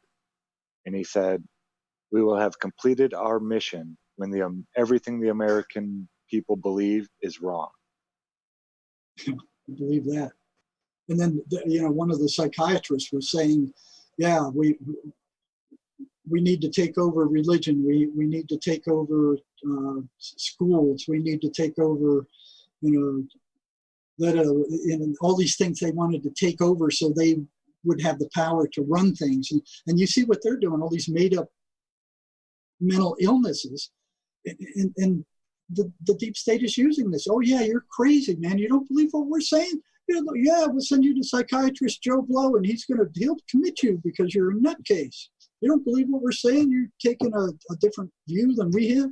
Yeah, we'll lock you up for a while, fill you full of drugs, shut you up." It's been abused over and over and over. And psychiatry has way, way too much power that they do not deserve. And it's all an illusion. Every single one of those mental illnesses, like I said, it's totally made up. It's fabricated. Totally fabricated. It's like a new priesthood. Yeah, exactly. That reminds me of the Egyptian priesthood. You know, and they're scarfing up more and more power, and the drug companies are giving them that power. You know, prior to the coming on of these antipsychotic drugs, they were the stepchild of neurology. You know, they were like, you know, get out of our face. We don't want to even deal with you. But once these drugs came out, man, they just latched onto those, and they're like the puppets of big pharma. You know, they get all kinds of drugs. I learned at a young age. My one of my middle school history teachers. Oh, I can't remember his name now. I can see him. Bernie Smith. He was a lobbyist, and that's the only reason I learned about lobbyists in school, because he was one, and he would brag about it to us. He'd sit there and grab his suspenders and put his arms behind his head and talk about how he took out this politician and would give them whatever they wanted. If they wanted, you know, if they wanted to go have fun over here, or if they wanted to go gamble or this, we just took them out and spent a lot of money on them and showed them a really good time. And they would vote the way we wanted to. And I was like, "Isn't that bribery?" He's like, "No, there's a law that says that it's legal. So it's okay." The drug companies have one of the biggest lobbies in Congress. I mean, they got people there all the time hammering on these guys. You know, so they get away with. I mean, you can go, like I said, you can go across the border to Mexico and pay a small fraction of the amount for these same drugs made by the same companies across the border. But they're milking U.S. citizens at a horrendous rate because we have more money than these other countries. You can't even bring those drugs over from Canada anymore. You know, they demand that the prices are high. Look at this remdesivir stuff for this virus. What is it, $3,000 for one package of that stuff? Where this chloroquinican is what, $15 a package or something like that. They don't want that. They want you paying $3,000. The drug companies are totally out of control. They want everybody drugged silly. Everybody should be taking 10 drugs by the time they're 50. And if you're not, they're shocked. I think this is it. There may be a lot of the older generations that are, I see a lot of younger people not buying this. Good. It's pretty much what I'm saying. I'm thinking this is going to wake up more people by doing this. So it's kind of backfiring, I think, on. I don't think people are going to look at the medical industry now with all this stuff they're saying and be like, we don't trust you at all. Well, They can't even agree amongst each other anymore. It's not the entire medical industry. I mean, you got surgery, you got, all these things. But when it comes to drugs, you got to be real careful, especially with psychiatric drugs. I remember a psychiatrist telling me that most of the effect of these psychiatric drugs is the placebo effect, the patient believing that drug is going to do something. And I remember asking him, I said, well, if that's the case, why spend all the money on these drugs? And just give them a sugar pill and tell them it's going to do this. And he goes, no. If they found that out, then the drugs wouldn't work at all. And here's a psychiatrist telling me this. This was the head of, he was the chief psychiatrist in the unit where I worked at the state hospital. And I'm like, whoa, And the same thing with antidepressant drugs. A lot of it is the placebo effect, the belief that drug works.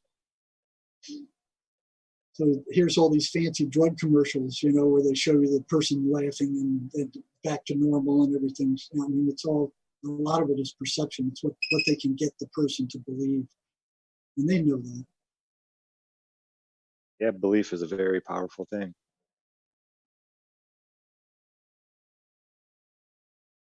Indeed it is. Unfortunately, I did experience that too many times with my mother. I would go over there to Oregon and get her off of a handful, literally. Like once there were 20 pills that she was taking. And I got her down to one in cannabis when I left Oregon. Good for you. She sat there in the chair and let the TV convince her she needed whatever. And next thing she's got 7 or 8 going, and then it's 10, and then it's like, well, you're going right back where you were if you keep doing this. You look what they're doing. They're actually selling illness. They come on and they go, if you have any of these symptoms, you've got this thing, and we got the drug to treat it. And it's like, yeah, everybody's got their symptoms. Yeah, it's one thing after another after another. It's just a huge scam, and they're making a fortune doing it, and they're getting away with it, and they have such deep pockets. A lawsuit's nothing to them. Oh yeah, we paid out a few $1 million here and there, but they're making billions. $3.7 billion a year just on antipsychotic drugs alone that don't cure anything, that merely suppress psychotic symptoms, because they got this psychiatrist trained in the schools, brainwashed by the drug companies that this is the only treatment there is, and if you try anything else, you're a quack and fool. Well, Jerry, let me ask you this. I mean, we're hitting the 3-hour mark. I don't want to keep you here all night. You've dealt with a lot, you've seen a lot, you've experienced a lot with this. Is there something that you would like kind of give to the folks who are listening, who may be dealing with this, with family, with friends, with themselves, who don't know what to do? I mean, I know you can't diagnose somebody over the air. I'm just saying, as a general idea, obviously stay away from the freaking pharmacy industry, but where would you tell them to go? What resources do they have to go to figure this thing out for themselves, to help themselves through this? Again, I think one of the first places they should go to is one of the many hearing voices groups. That they're national and they're international, and you could do a search on those. I know England has a number of them. We have a number of them here, where people are able to speak about these things, and they don't have to hold them in all the time and feel like freaks. Here's people that are suffering the same thing with the same kind of consequences, and the voices are telling them the same bad things, and they can actually release some of that, and they're not alone. So that would be number one. If family support is huge. If they don't have family support, and the voices are going to do everything possible to break the victim away from the family and their friends. But if that support breaks, their chances of recovering are much, much less. So they got to hang in there with them. If they don't know anything else to do, get our book, visit our website. There's lots of things that can be done. There's different things that interfere with the pattern these voices run. But you have to take a stand against them. You can't just lay down and let them kick it. You have to fight back. You have to say, I'm not going to deal with you. I'm going to fight back. I'm not going to. Are you familiar with hearing-voices.org? Is that one you know? No, It's the first one that popped up when I did the search. It seems pretty big, but usually you don't want to go with the first one. I just didn't know if you might know them offhand. No, I got a listing of one of the ones here in. Well, just get that to us. You don't have to worry about it right now on the show. Get it to us, and I'll make sure and include it in the show description so that anybody who is listening and looking for those sources, those resources, will have them noted there. Just do a search on Hearing Voices groups. So they're national, they're international, they're Absolutely. Like I said, I see a whole list here. I just went with the first one that came up. There's plenty, and just get into one. If you don't know that these things are real, that they are entities, and they suck negative emotion out of you. Anything that they tell you bad about yourself or anybody else, that's them. That's the negative voices speaking, and they hit everybody, not just schizophrenic. They're more easily seen in schizophrenics, but they hit everybody. Anybody who loses their temper, that's them at work. Any negative thoughts you have about yourself or somebody else, that's them. It's not you. People have to realize that not all their thoughts belong to them. They come from other places. And these things insert thoughts into your thought stream, and they sound just like your thoughts, but it's not your intention. And they hate loving relationships. They hate positivity. They're there. Just be aware they're there, because they're not hallucinations like psychiatry tells you. And they have no research to back that whatsoever. They won't even listen to these patients who've been trying to tell them otherwise for 2 centuries. And they're just closed-minded. And schizophrenics just stop talking to them. They give me the medicine and leave me out of here. It's a spiritual battle. The medical system cannot fathom a disease or an illness that is this large, that has no physical cause and has no physical cure. They just can't wrap their heads around something like that. They've been taught ever since, Greek days, that there is a physical cause, there is a physical cure for everything, and that physical cure lies in drugs. How many cases of cancer have mysteriously disappeared? How many schizophrenics have been cured by using these tactics and actually draining the voices until they were so weak they were non-existent? There are other cures than drugs, and they don't want that out. They do not want that out, because they're free. This stuff is free. You do it yourself. You just, Yeah, you can grow it in your backyard. You can go find it in the woods. That's right. That's right. They won't make any money off of that. They don't like that. A free cure, they're making $3. That was one of Rockefeller's big pushes when he figured out that he could sell, pharmaceutical petroleum, was to demonize the whole herbal backyard. My mom, my grandmother, all of them, we would go looking for things in the woods that would fix whatever, and all that went out the window. Yep. They're all quacks. They're all, crazy, stupid deadbeats. If they're not making money off it, they don't want anything to do with it. Yeah, the only 4-letter word I don't say is weed, because every single one of the plants out there grown in your yard has a purpose and a use, and is probably more nutritious than half the plants growing in your garden. Big, colorful, pretty ones with all that taste and flavor. Your dandelions, your sorrels, your clovers. These things are so good for you. There's a whole ton of them all across the country in different regions. You can find wild, edible food that's probably growing in your yard. They don't want you knowing that either, do they? No, they'll give you something to kill it. To make that grass that you can't eat grow. Imagine all the homeowners associations. Yeah. They found out that dandelion tea actually did something for COVID.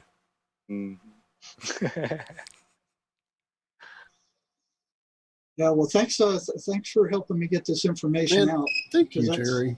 It definitely was beyond measure, man. I mean, I know you have more that you could share with us, and we could stay here another 4 hours with you. Yeah, we easily, could. So. This is only scratching the surface. Right, right. Well, man, look, you are welcome to come back. I know you're a busy guy, so you have my email, you have our email there, and now you have my cell phone because I texted you earlier when we lost you. So just let us know, truly, man. Let us know when you want to come hang out because, as you say, it's as laid back as it gets. We usually have a few more people here. I think a lot of what you're talking about is being suppressed in all kind of electronic ways. We've dealt with it as well here in our show many times, so I don't doubt it, man. There's so much about this that needs to get out there, especially right now when all this fear and all this negativity is being thrown at us. So yeah, thank you for keeping this positivity out there, and thank you for sharing it with us. Well, you're welcome. I get a lot of good feedback with people saying thank you. I finally know what's going on. I can see it now. I'm waking up. I know what's going on with me. At least I know what's happening. And I just ran into like I told you earlier, he's a licensed therapist in New York who was hearing voices himself, and he heard both the negative and the positive ones. So I might talk to him about coming on, and you can question him about how those worked. That would be fascinating. Sounds great, man. Amazing. And I think that'd be another real interesting show. Absolutely. So yeah, I haven't heard of too many people talking about positive ones coming through. The positive ones usually come through in intuition and feeling and kind of like an urging. They don't come out and just speak and barge in like the negative ones do. That still quiet voice. That still quiet voice, and these ones, these negative ones, just totally overrule them. They just blow them. You can't hear them past all the noise. So, well, as I said earlier, I've included the links in the show description. Guys, if you're suffering with any of this, or I mean, you may not even think you are, but just those negative thoughts that are going on right now with all the crap they're heaping at us, go check out JerryMarzinsky.com. Go check out the book. Yeah, here's of info. Lots of info there. You can get it on Amazon, and it'll take you all through this stuff.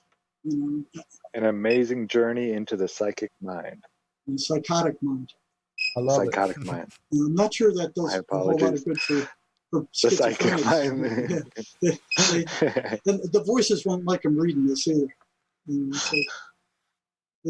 Families, it'll help families a lot. It'll help them understand what's going on with their loved ones. I'll also drop a link there in the description for just anybody who might be dealing with it nightly, astrally, lucidly. I know it's out there. I deal with it. It comes in waves, and I know right now it's pretty intense. So I'll drop another link there in the show description. I'll wait till we get out of here and wrap that up and put it in after the fact. Okay. Yeah, when you get this out, please send me a link, and I'll post it on our website too. Absolutely. Yeah.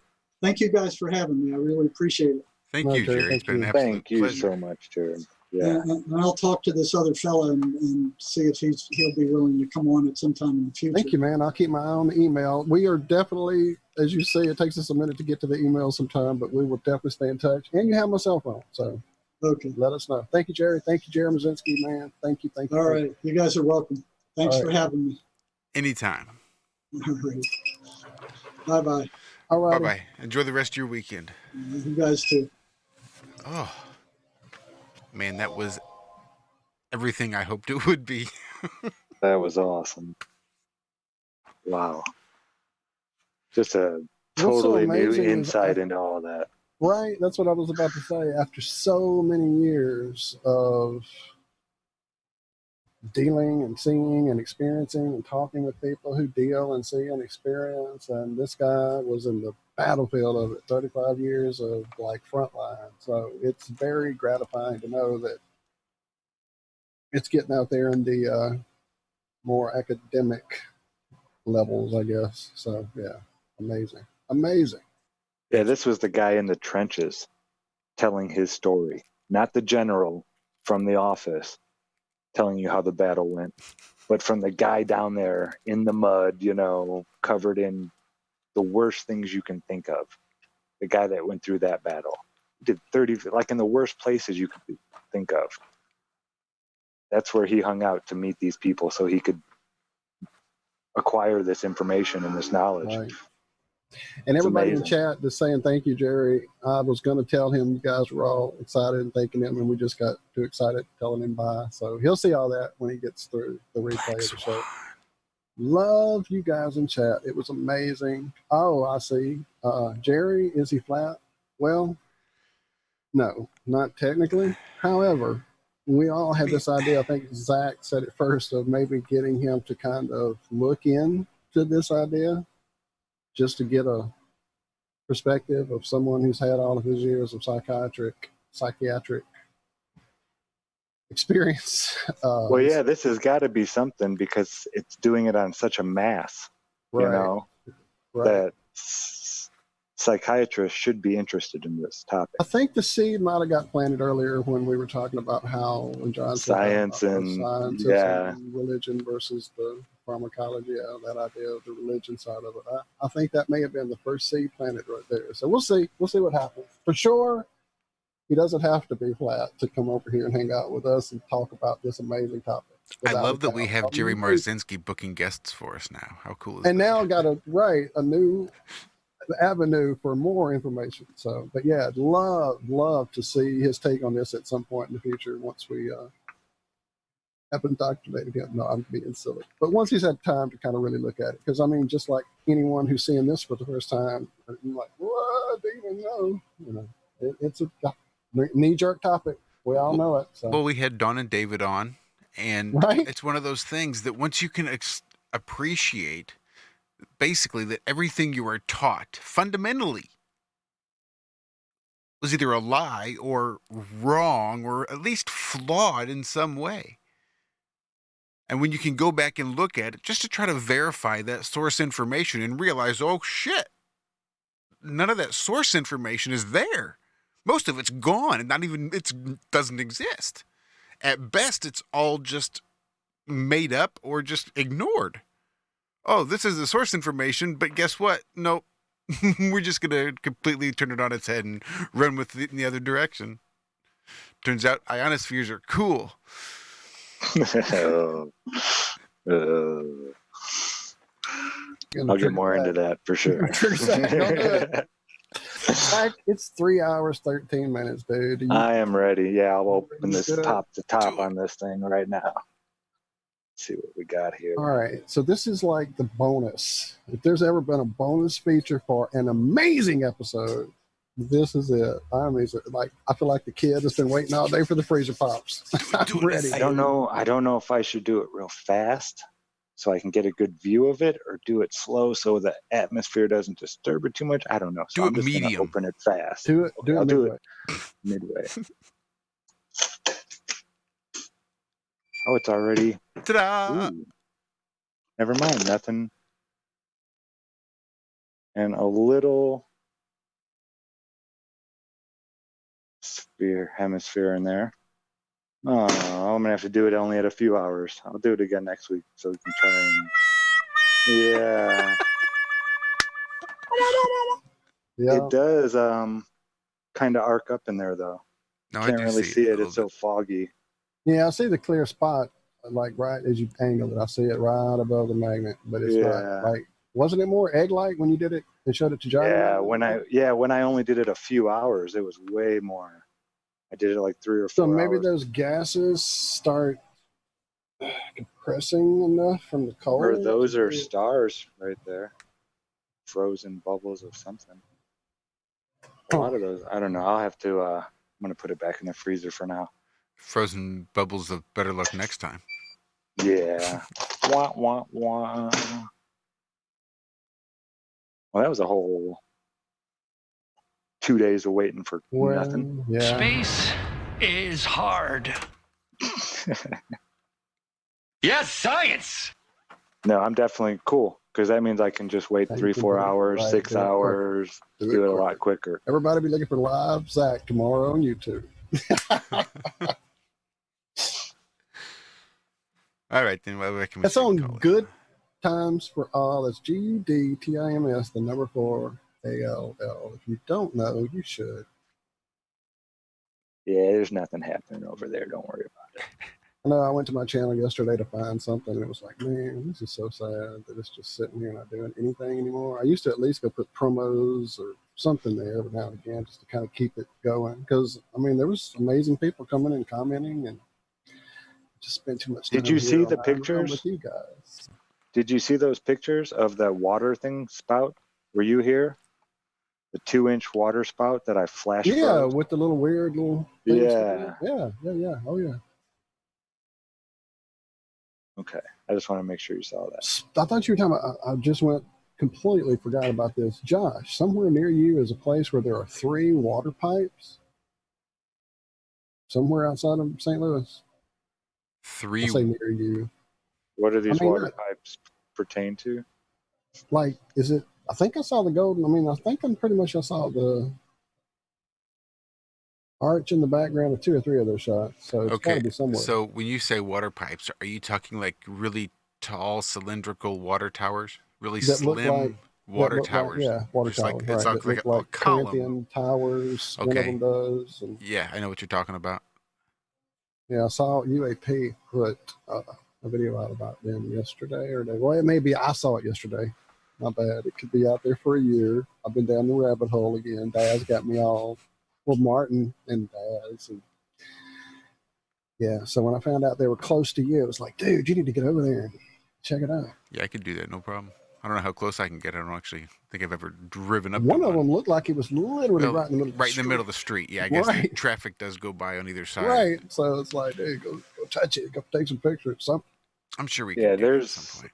There's a cave on an island right off the coast of Ohio.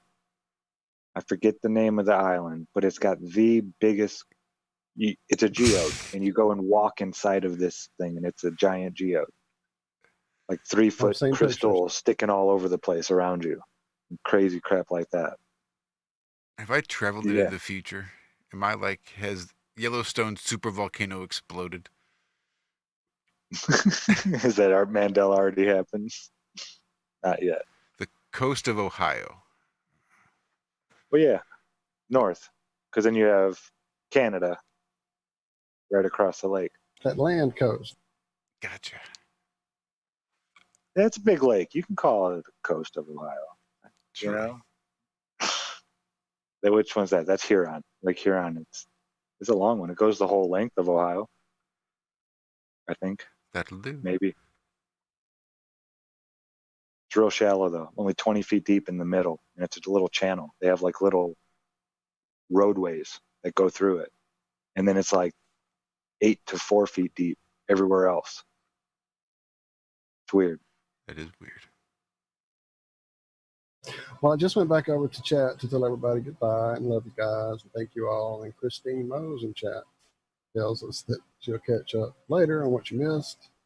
Apparently, James True was live at the same time. We were live. That does explain a little bit. Jeez. It's Friday night. I guess there's nobody going to be live on a Friday night.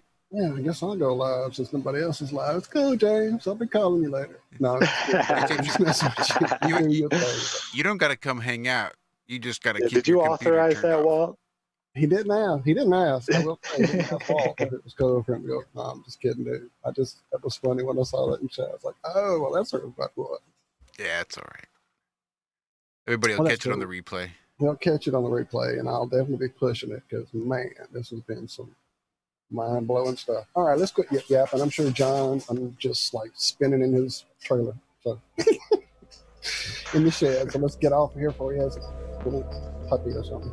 The bust. We don't want to freak out poor Mr. Savage. Savage! Love y'all. Again, Jerry Marzinsky, thank you, brother.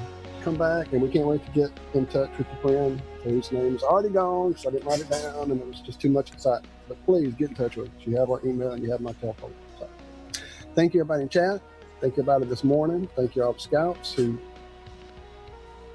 Where y'all at? I'm just kidding. We love y'all. Y'all come see us. Love, love, love. Yes, we do. It does make for a long day trying to catch us first thing in the morning over there on Truth Frequency Radio, TFRlive.com for the Ironworks every Tuesday and Friday morning. That is 4 a.m. Central to 6 a.m. 10 a.m. to noon Greenwich Mean Time. In the meantime, you can find us right here on YouTube every Friday for Have No Sphere, which has been an absolute blast, and we shall catch you next week. Have a great weekend. Stay cool. Be good. Be well. Bye-bye.